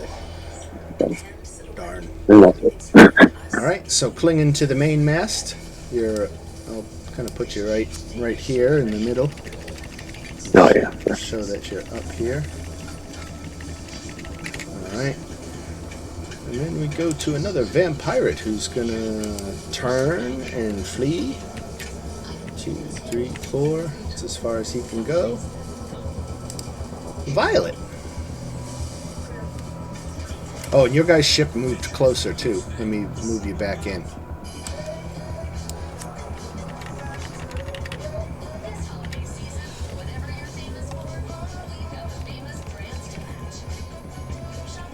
Right.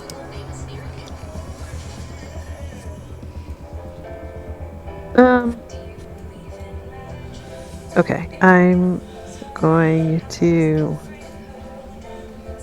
Eldridge Blast. This guy over by Betty. Okay.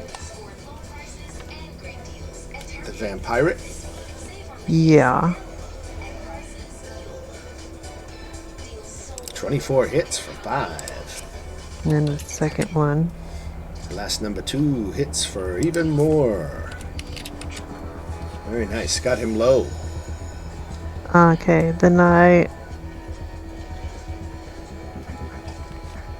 will.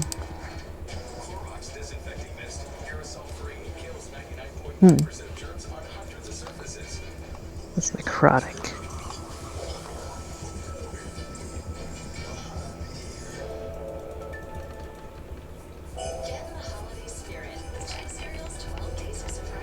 Okay, yeah, that's it for now. Okay. This vampire has to flee.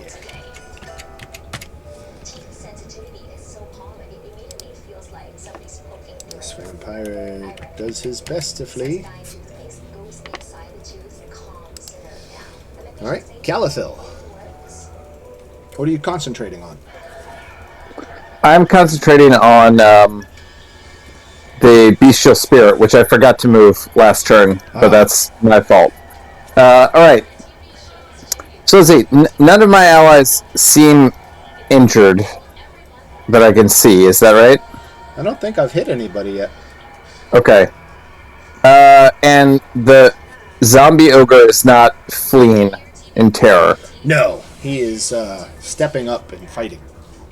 Okay.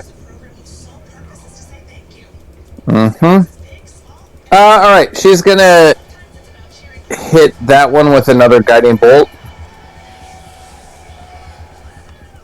The zombie? Yeah. 19 for 12 radiant damage. And okay, radiant damage.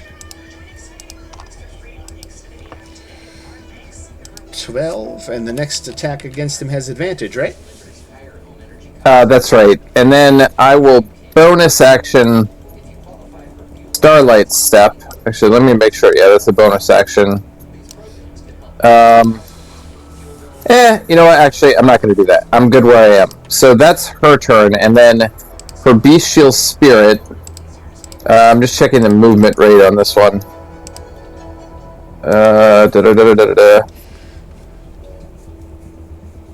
Fly 60 feet. Alright. So it's going to fly over here and attack the ogre. So this is with advantage. Right. Because of the thing. 26. Yep. And this is going to be whatever this is plus 3. So 13 points of piercing damage. 13 piercing, alright. That's her turn. Very good. And the claw stays perched on Garganhale's shoulder. It will attack once Garganhale is in close combat. But he is holding back right now. referring to use his heavy crossbow shooting these guys, as he knows that he himself can't deal direct damage to him because they're immune to necrotic damage. But this vampire up here is going to short sword his friend and miss. And we go to Alex. So I have one up here that's not turned, and everything else is down below.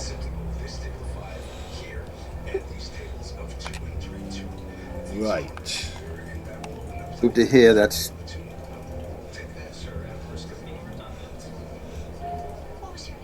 20 feet to... Yep. We to punch this guy once.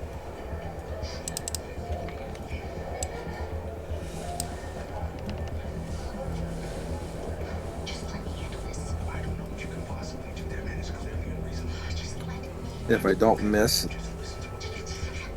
hit him. 7 points of damage to him. I'm going to take my next 10 foot of movement, go off the edge. Yes, he's going to get a shot at me. And he's going to try to hit you with his energy drain. And he missed. That disadvantage too, because I have blur up. Right. Here and punch that. Okay. Go for it, Iron Man. And that's not going to hit. Darn. But the one back there that I hit now has disadvantage on anyone else but me. All right.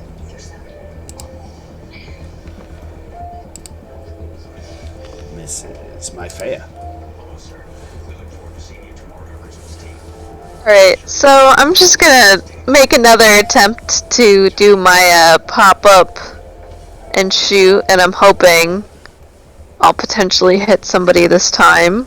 I'm gonna aim for this guy right here, since he's so conveniently by the banister. Alright. Alright. Please, for the love of God, hit. Nice. And sneak attack applies, so 25. Alright. And then, Boom. you know what, yeah, I'm gonna keep up the bonus action disengage and go back over the banister. I'm not looking to take any hits at the moment. Alright. Pop out, shoot, pop back. The ship, the second wind, holds its current position. Can she ready an action to move it with us if it goes to move? You know what? Good idea. And Topola does that.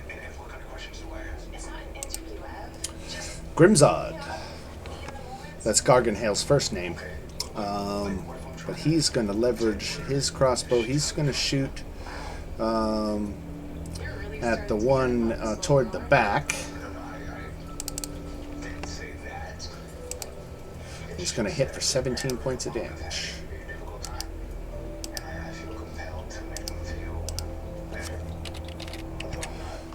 Big hit from Garganhale. The last breath tries to pull away, but with Topola's ready to action, she keeps it going. And then we go to this vampire. Let's see.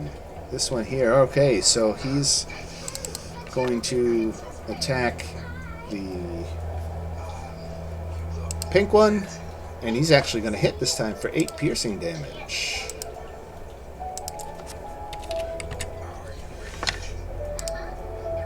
Which one was that? This one... Oh, he had disadvantage, right? Because anybody but you. Okay, let me roll that again. I turned it into a miss, so let me add those 8 hit points back.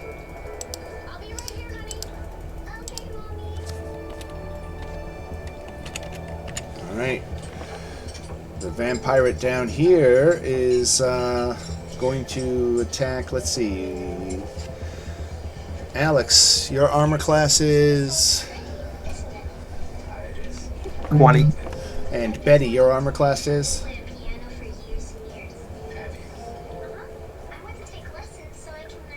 Who is that? It's a vampire. What's your armor class? Are you talking to me? Yeah. 16. So the vampire picking his targets is going to hit the person who's easier to hit, who's not covered in all that armor. So is going to hit the energy drain on Betty. And a 15 just misses. Then we go to Thrandar.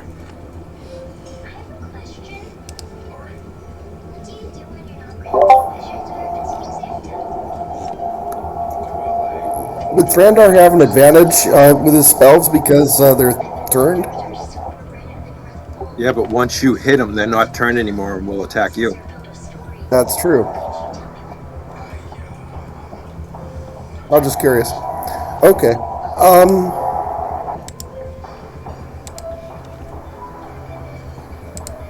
So basically, these 4 are turned, and that one. Right. Is that right? Right. Okay. The target up there. This is the only one that's not turned up there. Yeah. But I also don't want to hit my Faya. Let me see if I've got something that could hit him.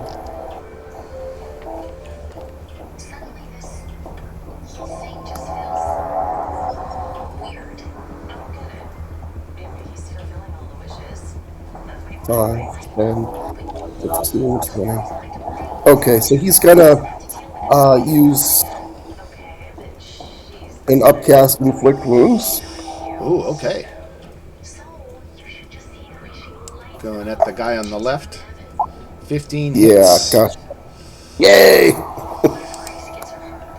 What type of damage is this? Ooh, good question. I think. Oh, shit.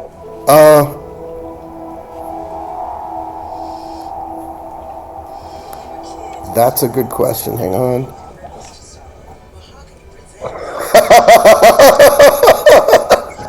No! I can't take necrotic damage. Shit. Right. Oh, crap. Okay, that's not going to work. Take it easy on those vocal cords there. Sorry. I'm just laughing at myself. I can't believe I did this.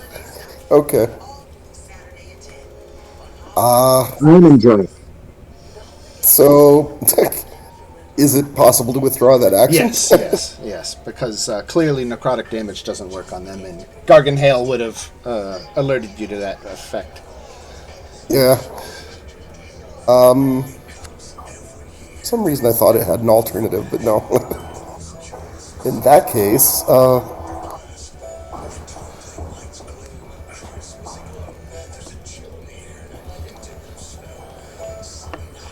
I guess I could use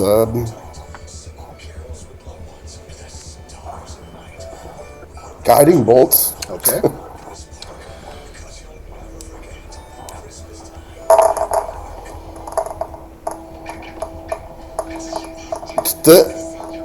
Okay, that's hilarious. Okay, 13 just missed. Missed by 1.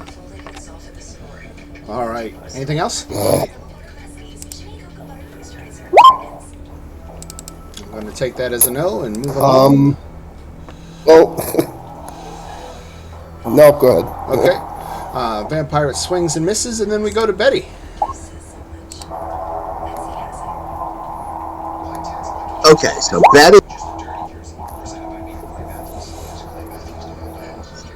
Betty's kind of like David Andrews. Can Betty hit the... You want to hit the ogre or the vampire? Well, obviously I'm going to hit the vampire, but can I hit the ogre? Yes. You can elect to hit either target, but not both. Unless you have 2 attacks. I'm going to like the vampire.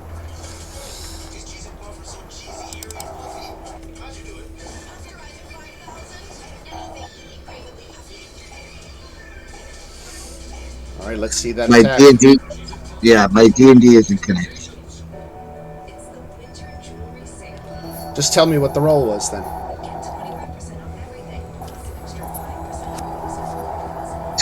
5. Okay, so that's I miss. a miss. You have 2 attacks, though. So that second one hit. 70. Because I assuming that you have some pluses to put on that, and they're armor class 14. Yeah. So, all right. I have And 7. that was D8 plus 3 or plus 4? Plus 4, that's 7. All right, so 7 points of damage to this vampire. And I'm gonna use my action surge. Hold on. Before you do that, I have to tell you something. So you reduce it to 0 hit points, and the vampire explodes in a cloud of ash. Everybody within 5 feet, which includes the bestial spirit, the ogre, and Alex, all have to make a DC 14 con save. I told you this was gonna happen. Oh, it is. Look, it's only 2 damage if you fail, and 1 damage if you make your save. I'm kidding. So the beast takes 2. Okay. The ogre takes 2. Alex took 1 off his temps. It's plus 7. All right, so he blew up and caused a minor inconvenience to those around you. And we come to our ogre zombie friend, who's going to attack Betty. All right. 14, I think misses, right? No. All right. No dots. I'm 60. That's Vampirate. Vampirate back here. How long does turn undead last? A 1 minute? 1 minute or 10 rounds. Right. So we got a long way to go, and if nobody damages him, he's just effectively removed from the fight. That's why I love that spell. Right. All right. So he is neutralized, and we go to Exogrix. Okay, from where I am, can I see this ogre zombie at the bottom? Oh yeah. Okay, just making sure Yeah, that. he's standing right here in your perspective. Yeah, that's what I wondered. So why is this black here? Because it's technically a different deck. Okay, yeah. It's at the bottom, and so it's 1 deck down, and this map breaks it up by deck. Got it. I see what you've done. Okay, Right. cool. I'm gonna hit him with a shatter. The ogre zombie. The ogre zombie. All right. At level 3. Constitution save.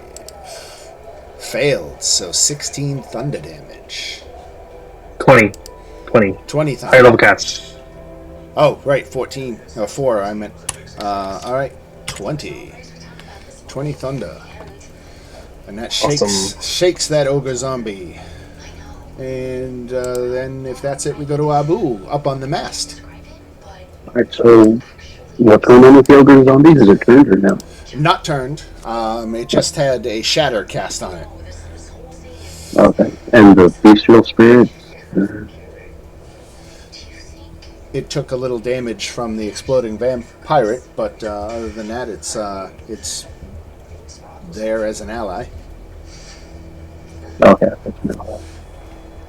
Then I'm gonna attack the ogre.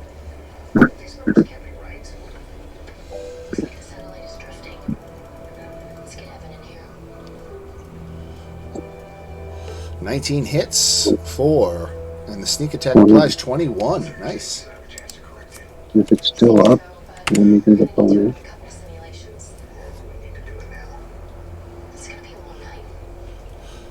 24 for 20 more. Finally getting to roll. However, there is this.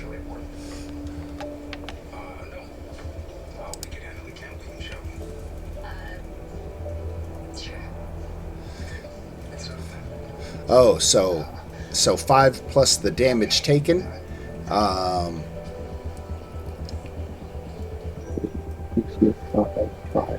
Wow, yeah, so that's a DC impossible. So he's dead, right? 45, 40, yeah. Right. All right, so you take down the the ogre zombie, and then we go to another turned vampire. This is going to make this a very anticlimactic fight. And we go to Violet. You're on the cusp of winning this fight. Grab a coffee and head to the roof. Do you want to join me? Targeting that one. She's a good leader. We all follow her.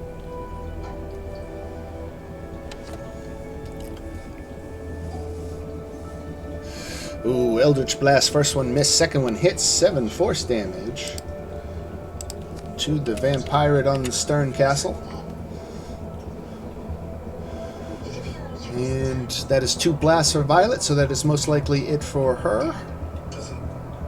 Because you were muted this whole turn, so I was just running with it. Sorry, yeah. All right.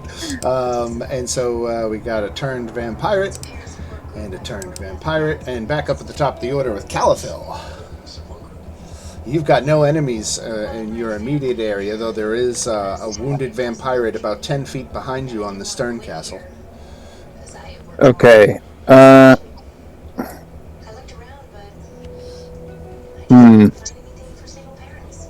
Alright, she'll run over. Can she see the wounded vampire from there? Yes. Alright. She'll go ahead and cast Sacred Flame. Sorry, I'm just finding it.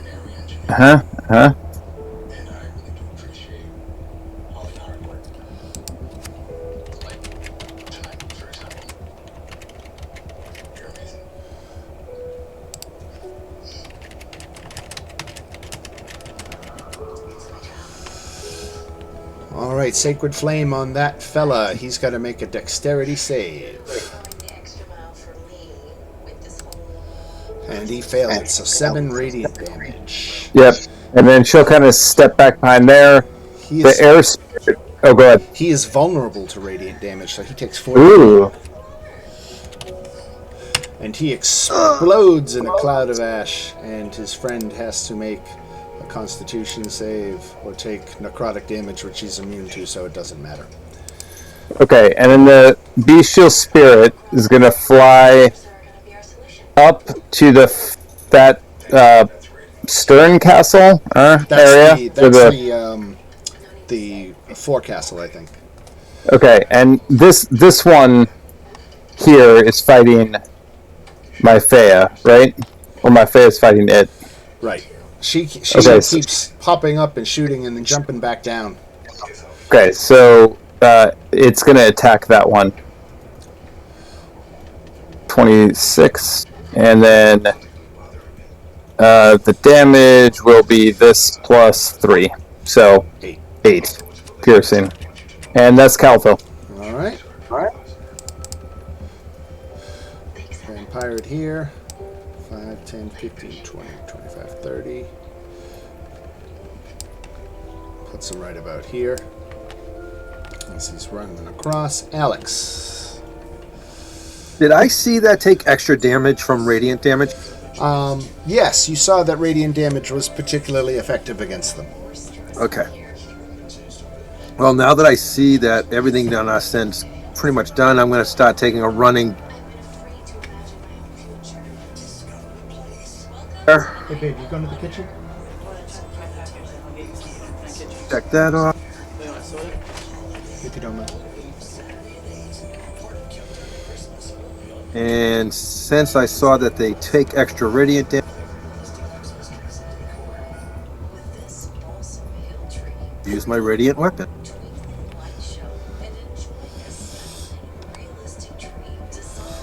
All right. 25 hits for 13. So It's actually a radiant weapon. Right. Oh, so 26. Yeah, because it's my infusion is radiant weapon. All right. So the vampirate explodes. So the bestial spirit and Alex and just the bestial spirit and Alex have to make a DC 14 con save.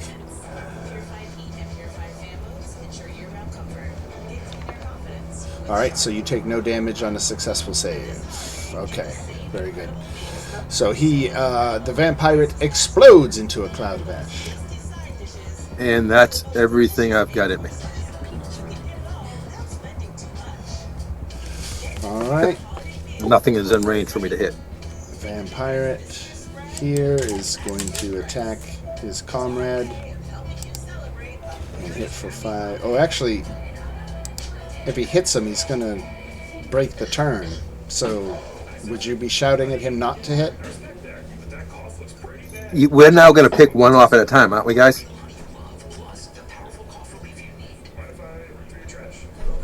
Because in 1 minute it's going to break and they're going to attack us. Right, I assume we can't just leave them because they're not going to stay turned. Right. You attack one or hit them all. It only affects the ones that you're attacking, right? Right. Yeah. All right, so this guy is no longer turned then. He's not going to run away. Mythea. Alright, I'm gonna keep just doing on what I'm doing. Just pop up, take a shot.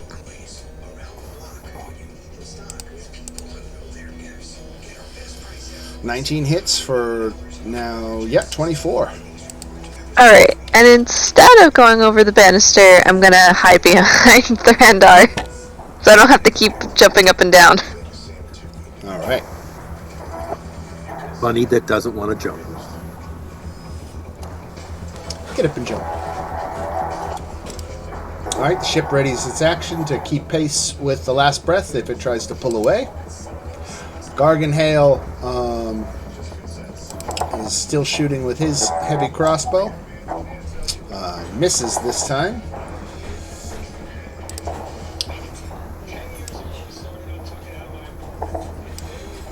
This door opens.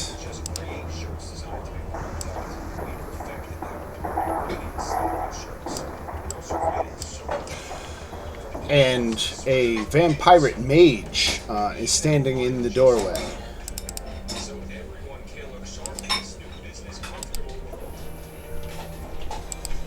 He was the Spelljammer. We're going to see what he's going to do. Okay, he's not that powerful of a spellcaster. But he's going to make 2 Ray of Cold attacks. So, let's see. That's against... well, Betty, you're right there. Okay. 21 hits for 15 cold damage. Okay, so where did that come from? It came from your left.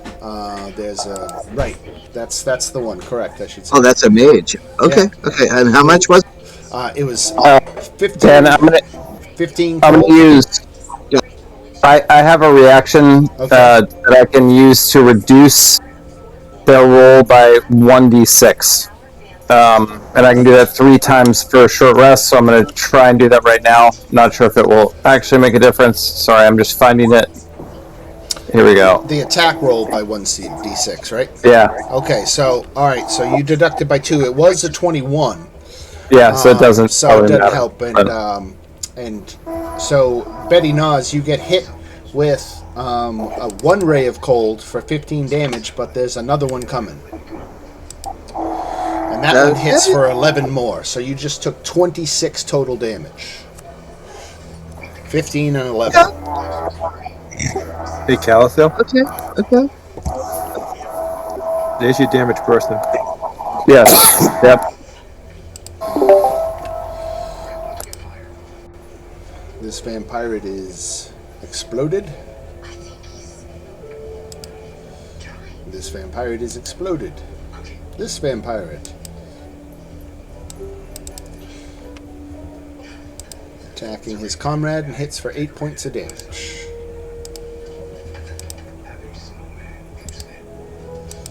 Hello.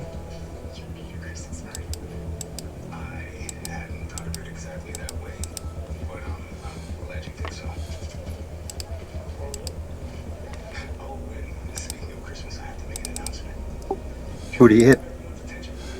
Oh, I see. to back. Here we go. I got it. Alright, so he hit for 8 points of damage. I couldn't click on the token, and it was because the ship map was, an invisible part of the ship map was overlaid over the token, so I kept selecting the ship. But I figured it out, and moving on to Thrandar.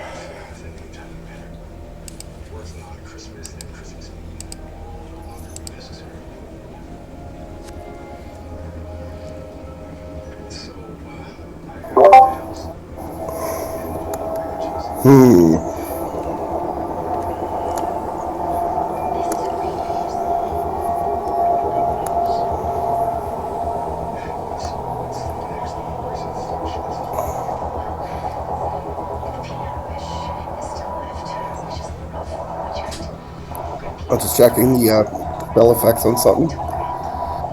10-foot radius.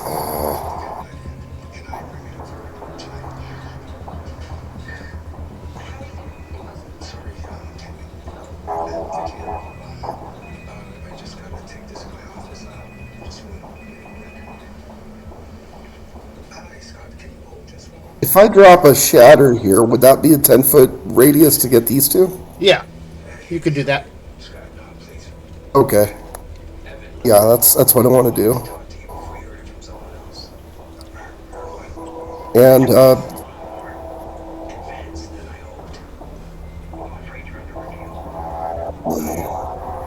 let's see what level that is here.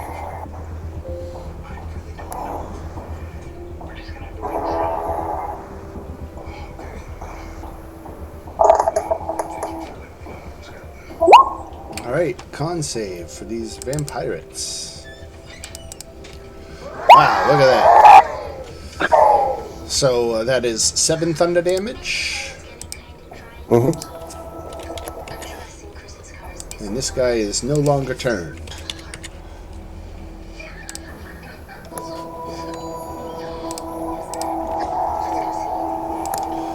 Alright. And we are at Betty. Okay, so who is this?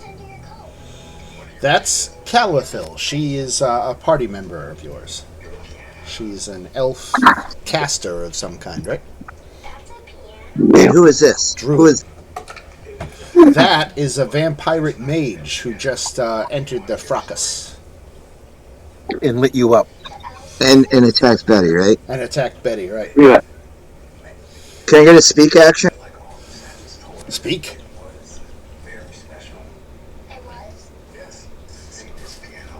You have two choices. Either I end you now, or you yield. I'll use intimidation if I can. Yeah, she's not buying it. Alright, I'm going to destroy her. Bring it. Okay. Okay.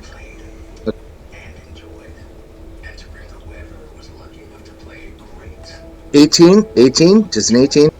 18 hits. 11 damage. 11 damage. Alright, 11. Do you have another attack? Yeah, I do. Here you go. Sorry. I'll redo.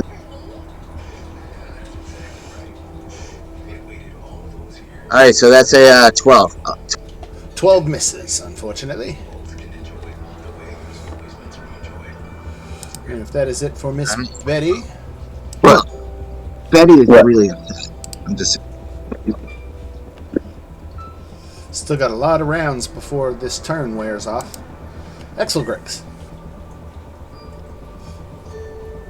Okay, so what I'm going to do is I'm firing a lightning bolt at this vampirate mage. Oh, I guess I can't now because there's people in the way. Yeah, Betty is standing right in front of the door. Damn it. Alright, I'm just going to throw a magic missile at it. Alright. The the missiles duck and weave around Betty Nas to find their target and strike true. 6, 9, 13, 18. Magic missile force damage. Pam, pam, pam, pam. And there we go to Abu with a bird's eye view with the traffic report. So, all of the turned vampires are the turn that a spell is ending after this round? No, the turn is still good for like 7 more rounds. Oh, okay. Yeah. Oh, I thought I heard that it was ending. I will attack the vampire mage. It just never occurred to me to leave. Not intentionally. I know this doesn't make any sense. 17 hits for 10 damage. Bonus. I couldn't help feeling like, I don't know, like, And a crit for 6 for 28. anyway, I'm sorry. Okay. Does that sound right? Oh, numbers. It looks right. That'll leave him. Yeah. 28. Okay, boom. Vampire is turned. Violet. Alright. I'm gonna Eldritch Blast this guy.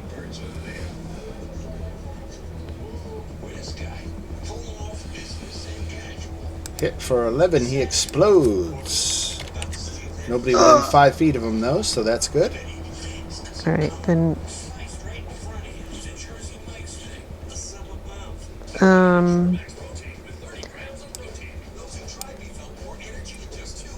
Can I. Okay, Exelgrix attack the mage. So we can attack. We can attack the mage from over here. Okay. Yep. So then I have another beam that will go at the mage. 17 hit. Sure does. And he explodes. So Calathil and Betty make a Constitution saving throw.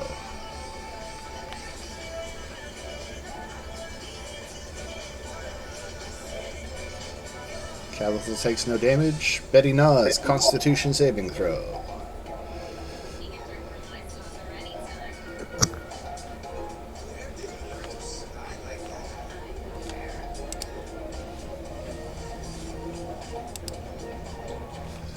Here, let me see if I can help you there, Betty. I got your character sheet on D&D Beyond. Oh, I'm sorry. Was it my... No, I called for you to make a Constitution saving throw. Absolutely. I will. I rolled it for you. And you made it.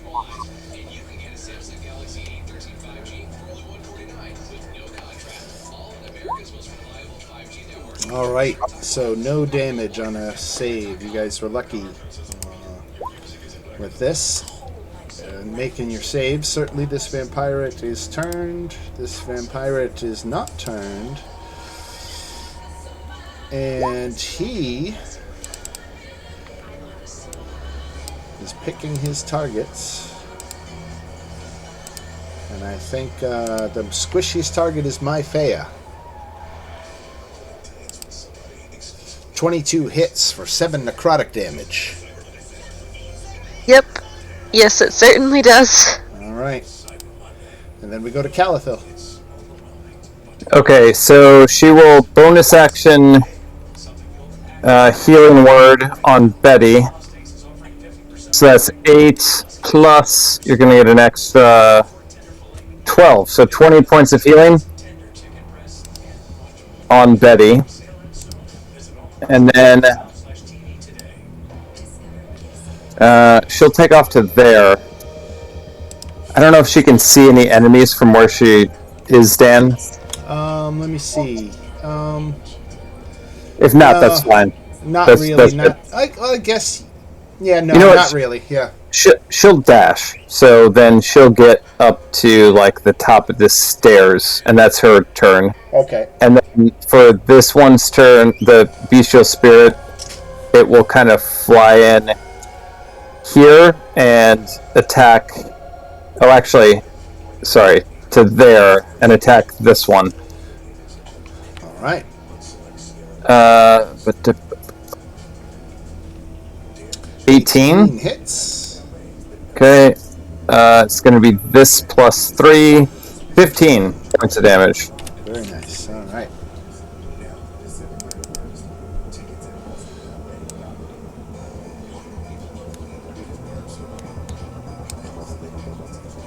And puts this guy right up here. Alex. How long can you hold your breath for again? 1 minute plus your Constitution modifier in minutes, or 30 Right. seconds plus your Constitution modifier in minutes. All right, so that's 3. So, all right. Because when I go in close to these guys, I'm going to hold my breath because they keep blowing up, and I don't want to inhale whatever that is. Right there. First attacks at the damage.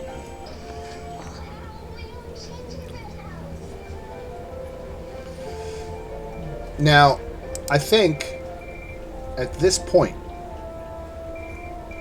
where the mage is dead, so the ship isn't going to move anymore, with all these guys turned for at least another, let's call it 30 some odd seconds, focusing all of your firepower and abilities at one at a time, you are going to kill them before they, really get anything around. So I'm willing to call this fight right now, and say that you have won and you've elected to execute as Garganhale wanted to do. He wants death to the mutineers. We'll say that is that. So congratulations, that turn undead was super effective in this fight. And really changed the entire dynamic of it, because instead of attacking with those, their energy ray, energy drain thing is no joke. It does 2d10 necrotic damage on a hit, and to have them, I expected that to be a much tougher fight than it was, and I think that was all really on the turn undead. So excellent work there. Now, let's see.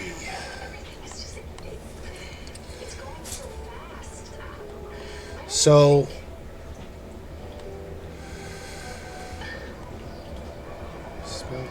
now you're free to explore the vessel, or to leave. Garganhale says there's one more who we have to deal with. And it's a ghost. It's a ghost of a tiefling that tends to hide in the lower cargo hold. And Garganhale says that one didn't participate in the fight, so he thinks she's still on board somewhere. So she wants to go ahead and explore the ship. I'm going to go ahead and reveal some more areas of the ship to you. So we're playing hide and seek right now. Right. I'm going to turn invisible.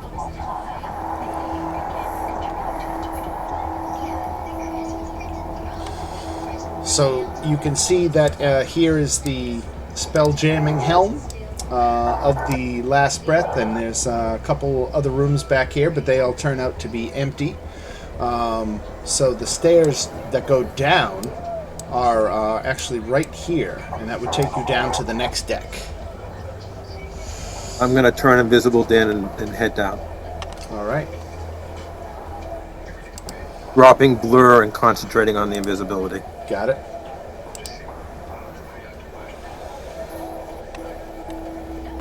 Not a bad play.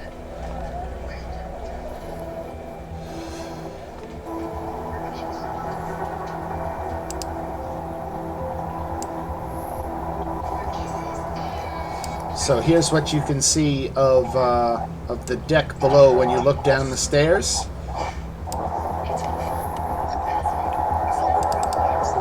I relay that to these guys. You guys want to follow me? You guys want to stay at the top of the stairs while I head down? Whatever you suggest.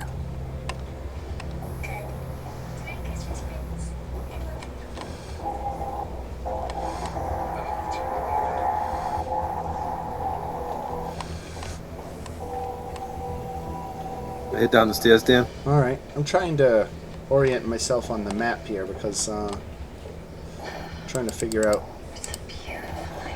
There's steerage, and there's that. So you went downstairs.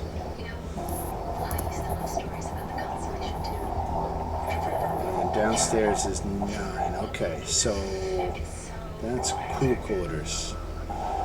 Right in front of you. Okay, I'm going to go ahead and reveal more of this floor here, as this is the cargo deck.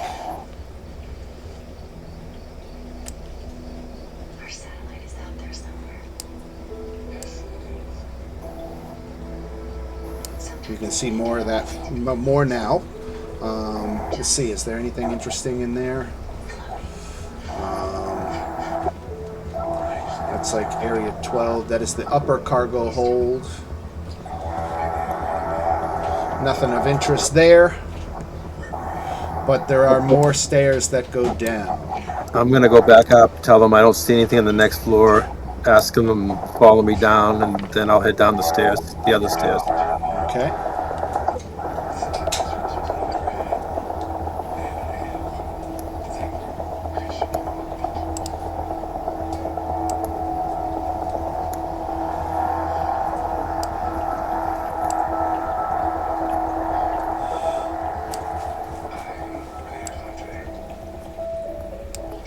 All right, so you come down, and you are now in the lower cargo hold. Now, this area contains 20 earth-filled coffins, 10 wooden kegs painted red that contain gunpowder, and another 10 wooden kegs of alchemist's fire. And I don't see anything, right? No. Okay. Oh, let me see. So,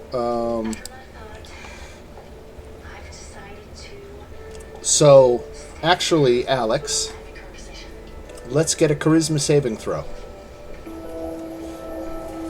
Well, that's not a good one. Looking to beat 13. Nice. Okay.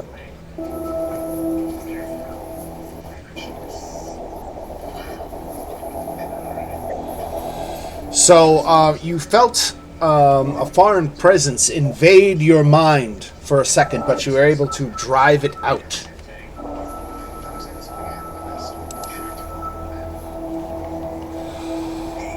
And I don't know where it came from, correct? No.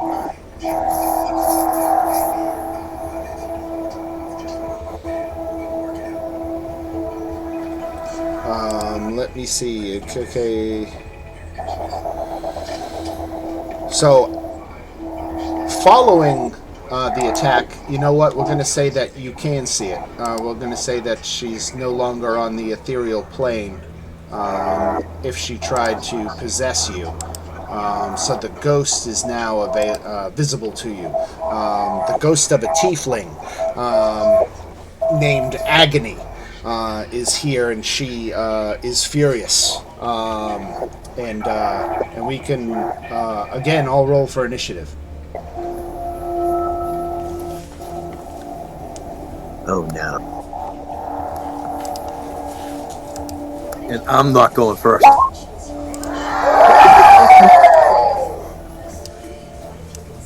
We had that all taken care of.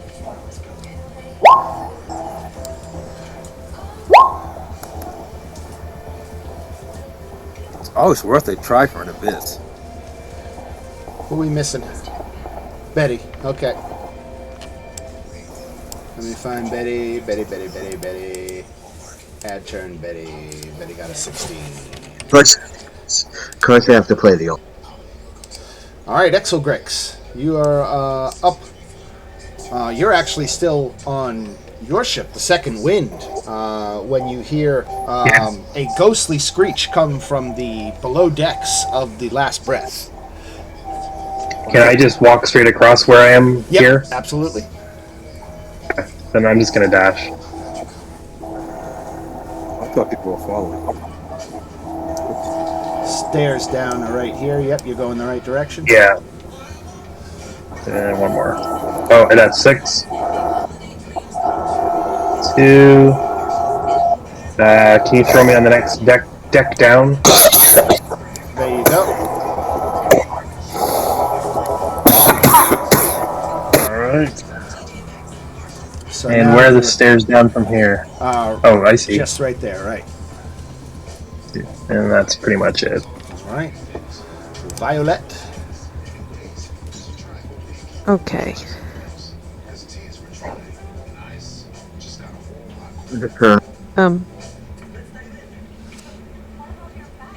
I don't know how far I can get.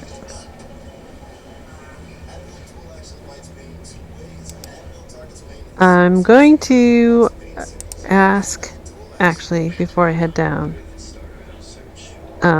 this captain guy. Yes. Should we be worried about this alchemist fire? Very. It's very volatile, and a fire in the hold could doom us all. All right. Then I'm just gonna remind all my buddies to be careful of fire. Yeah, according to him.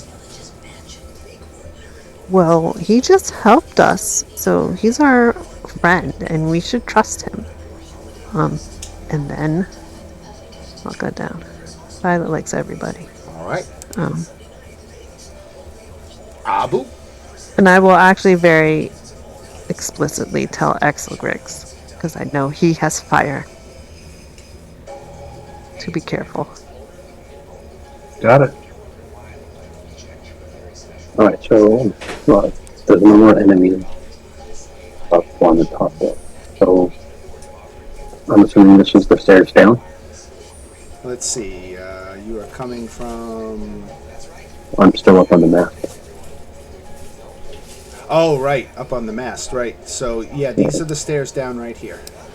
Alright, so I'm gonna glide down and go to the next level. So that should be like 20 feet. Right. I glide.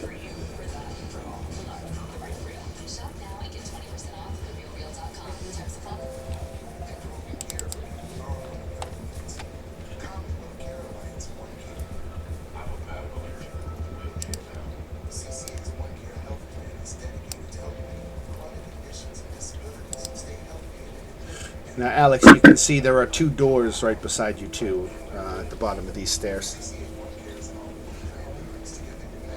Okay. All right, so Abu moves down that much. Anything else for Abu? No, I'm just gonna look around and see what's going on, and that's it. All right. Betty.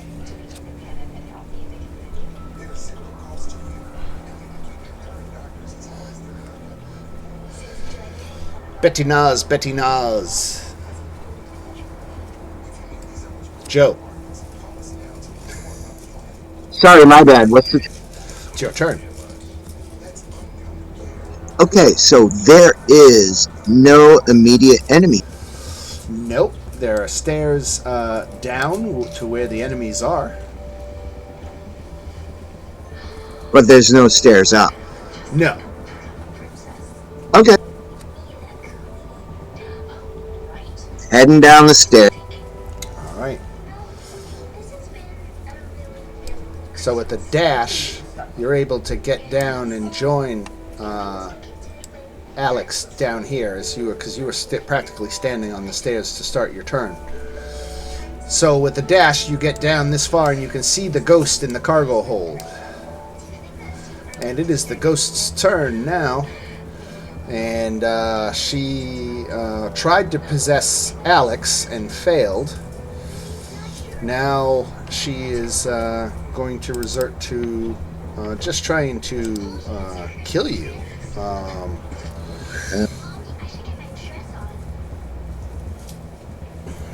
Well, let's do this. Let's do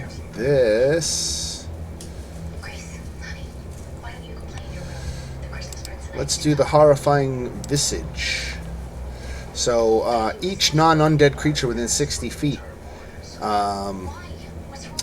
again, I'm going to say that can see the ghost, so that would only be Betty and Alex. So I need you to make wisdom saving throws. And what is it going to? Remember in Ghostbusters when the librarian lady's like face exploded and she roared at them? That's kind of what agony the ghost is doing to you. Right. Is this like a charm type thing? It is not a charm. It's called horrifying visage. Okay. But it's fear. But it's going to cause you to be frightened if you fail. You make your wisdom save, Joe. Can you believe half orcs can't be frightened? That's crazy. Half orcs can't be frightened.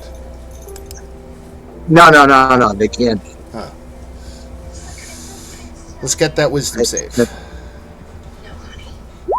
There you go. All right. So Alex is feared and Betty is not.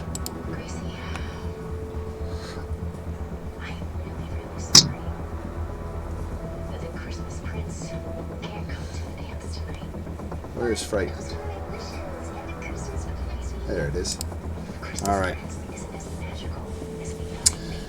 Okay, so that was the horrifying visage. If a target, a frightened target can repeat the saving throw at each. Oh, the target did not fail by 5 or more, so you didn't age. That was good. Do you see that part of it?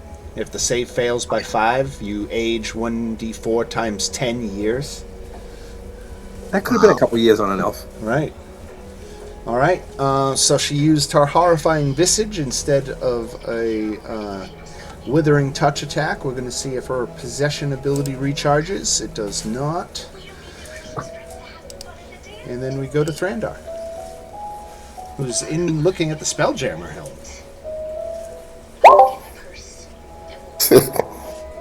Yeah, I was taking a look down below deck. So I'm probably hearing what's going on.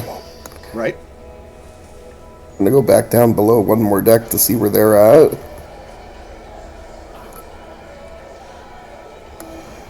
That would take one of your movements to get that far. Oh, they're farther. Yep. There's another stairs down right here. If you dash, I thought they were right down there.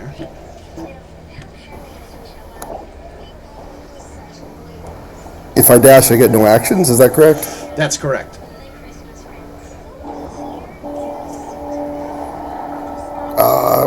In that case, I'm just going to hold my action.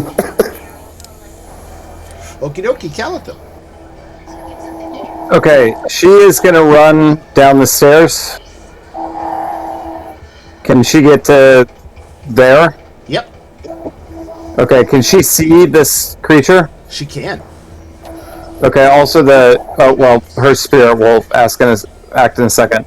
Alright, she's going to cast Guiding Bolt at the spirit. Okay. And this will be her last... this thing... Sorry, give me 1 second. There we go. 18 for 20 radiant damage. Nice.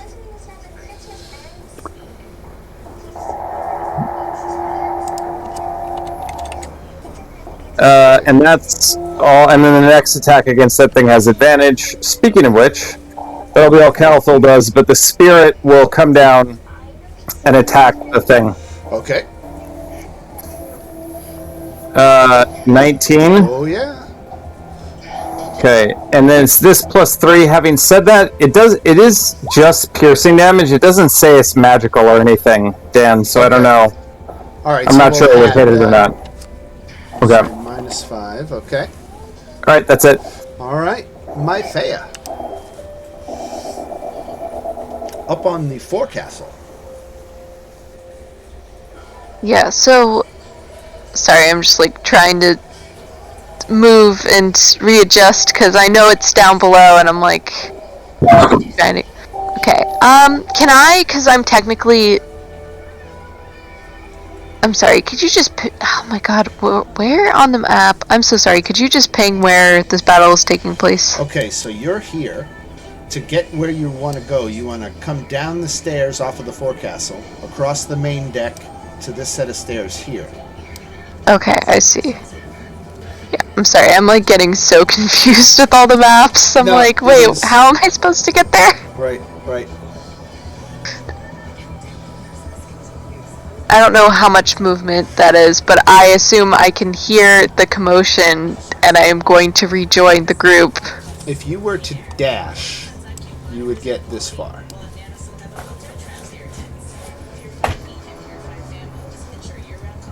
Alright. So that puts you with everybody else. And that's, you're just one deck up from the commotion. There's stairs down right here. Yeah. Okay, that's my action, and then my bonus action I could technically... Well, I could say that's my bonus action, and then... I have like 30 feet, so would I be able to get to the next deck? Yeah, if you use your bonus action to double dash. Yep. All right. Sprinting like a racy rabbit. You get down all the way, and you're now in the lower cargo hold and can see all the little barrels of alchemist fire and explosives that are in the cargo hold, along with all these coffins. Yep, my Fea is just going to put her gun away very hesitantly, like, I should not use this in here.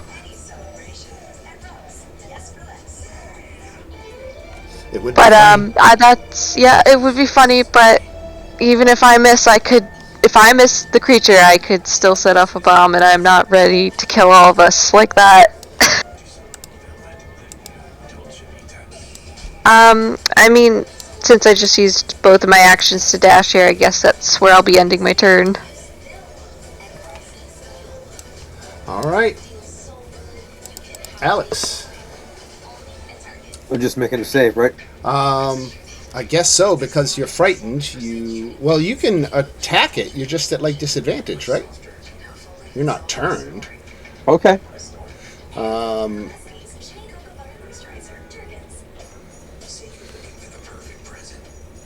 Yeah, what's frightened again? Let me double check what the frightened condition says. Frightened creature has disadvantage on ability checks, attack rolls, while the source of its fear is in line of sight. I cannot willingly move closer. No. Right. But you can still attack it at disadvantage. Yeah. Or use something that requires a saving throw, and then you're kind of nullifying that whole disadvantage part. Or go to... Where is it?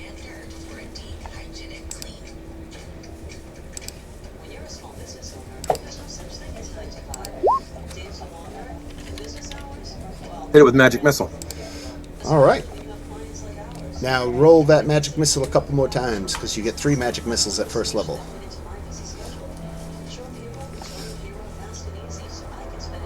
Okay. What's that? Roll that beautiful bean footage. Right? There's 2. We need 1 more. There's 3. Okay, 11 points of magic missile damage to Agony, the ghost, the tiefling ghost. Grimzod is securing his ship, and we go to Exogrex. All right. I should be able to make it down into that room at least.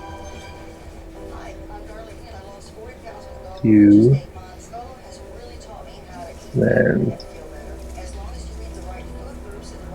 map's kind of wonky for me.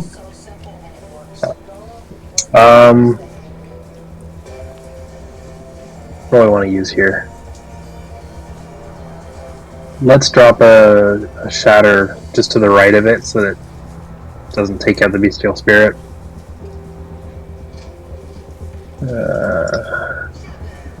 Right next to those red barrels.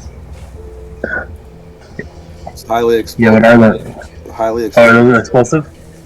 Yeah, maybe I won't do that then. Maybe I won't. I guarantee you that spell will do a lot of damage. It would do. I bet it would. It would do 20 d10 damage.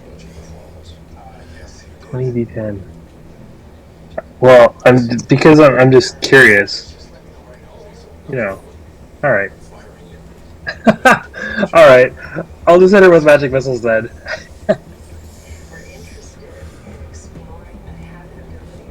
All right, 7, 11, 14. I think that's going to do it. Agony. The ghost has been dispersed. Now, you later find out that Garganhale expects her to be back.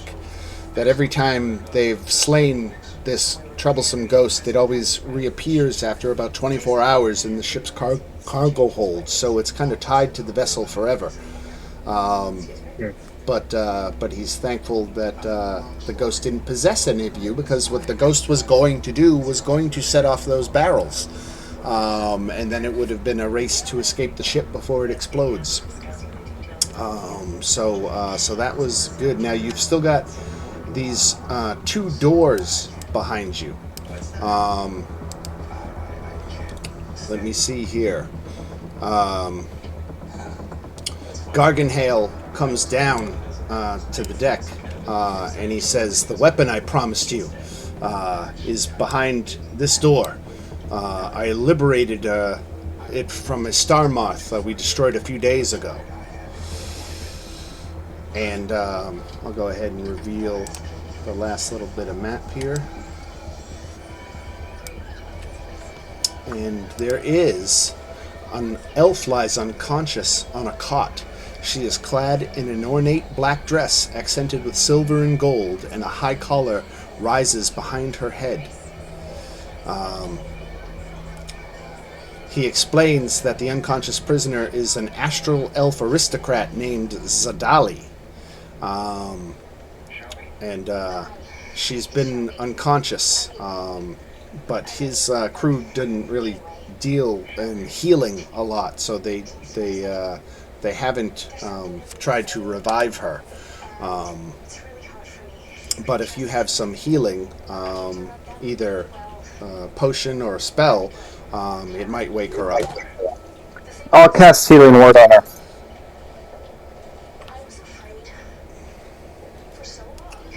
Okay, how many hit points does that give? 13? That plus, I still have my thing going, so sorry, it's going to be a little bit more. Okay.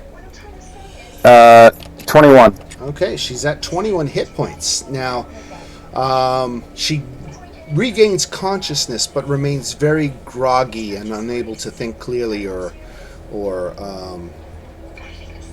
to do anything. But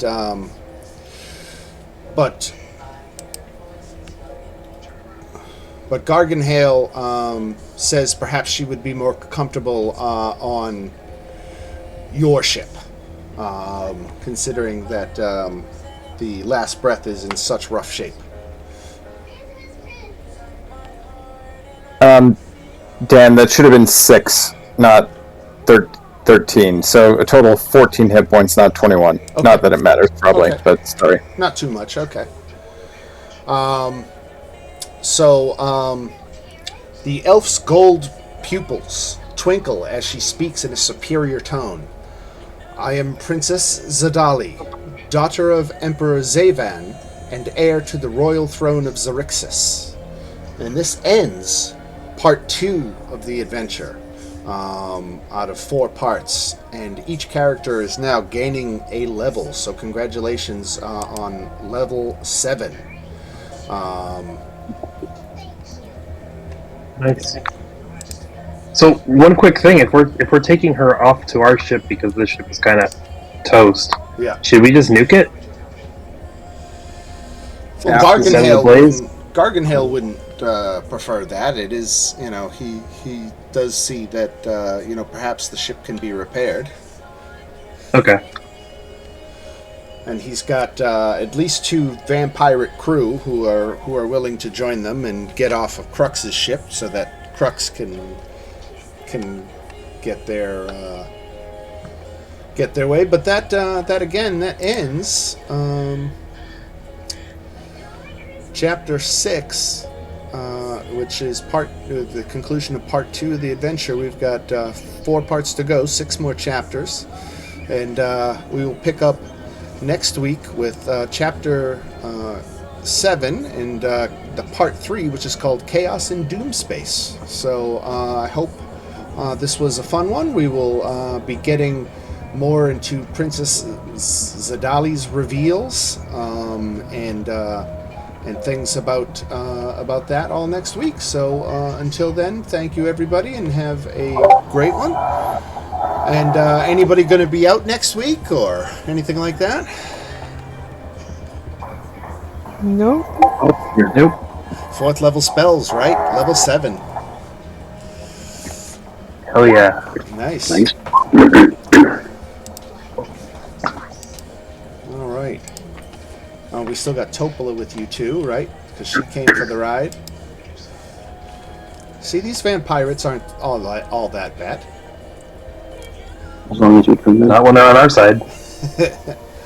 All right, everybody, you have yourselves a great night, and we will talk to you all later. Yeah. All right, have a good one. Thanks. All right, good night, Bye-bye. everybody. It's a blast.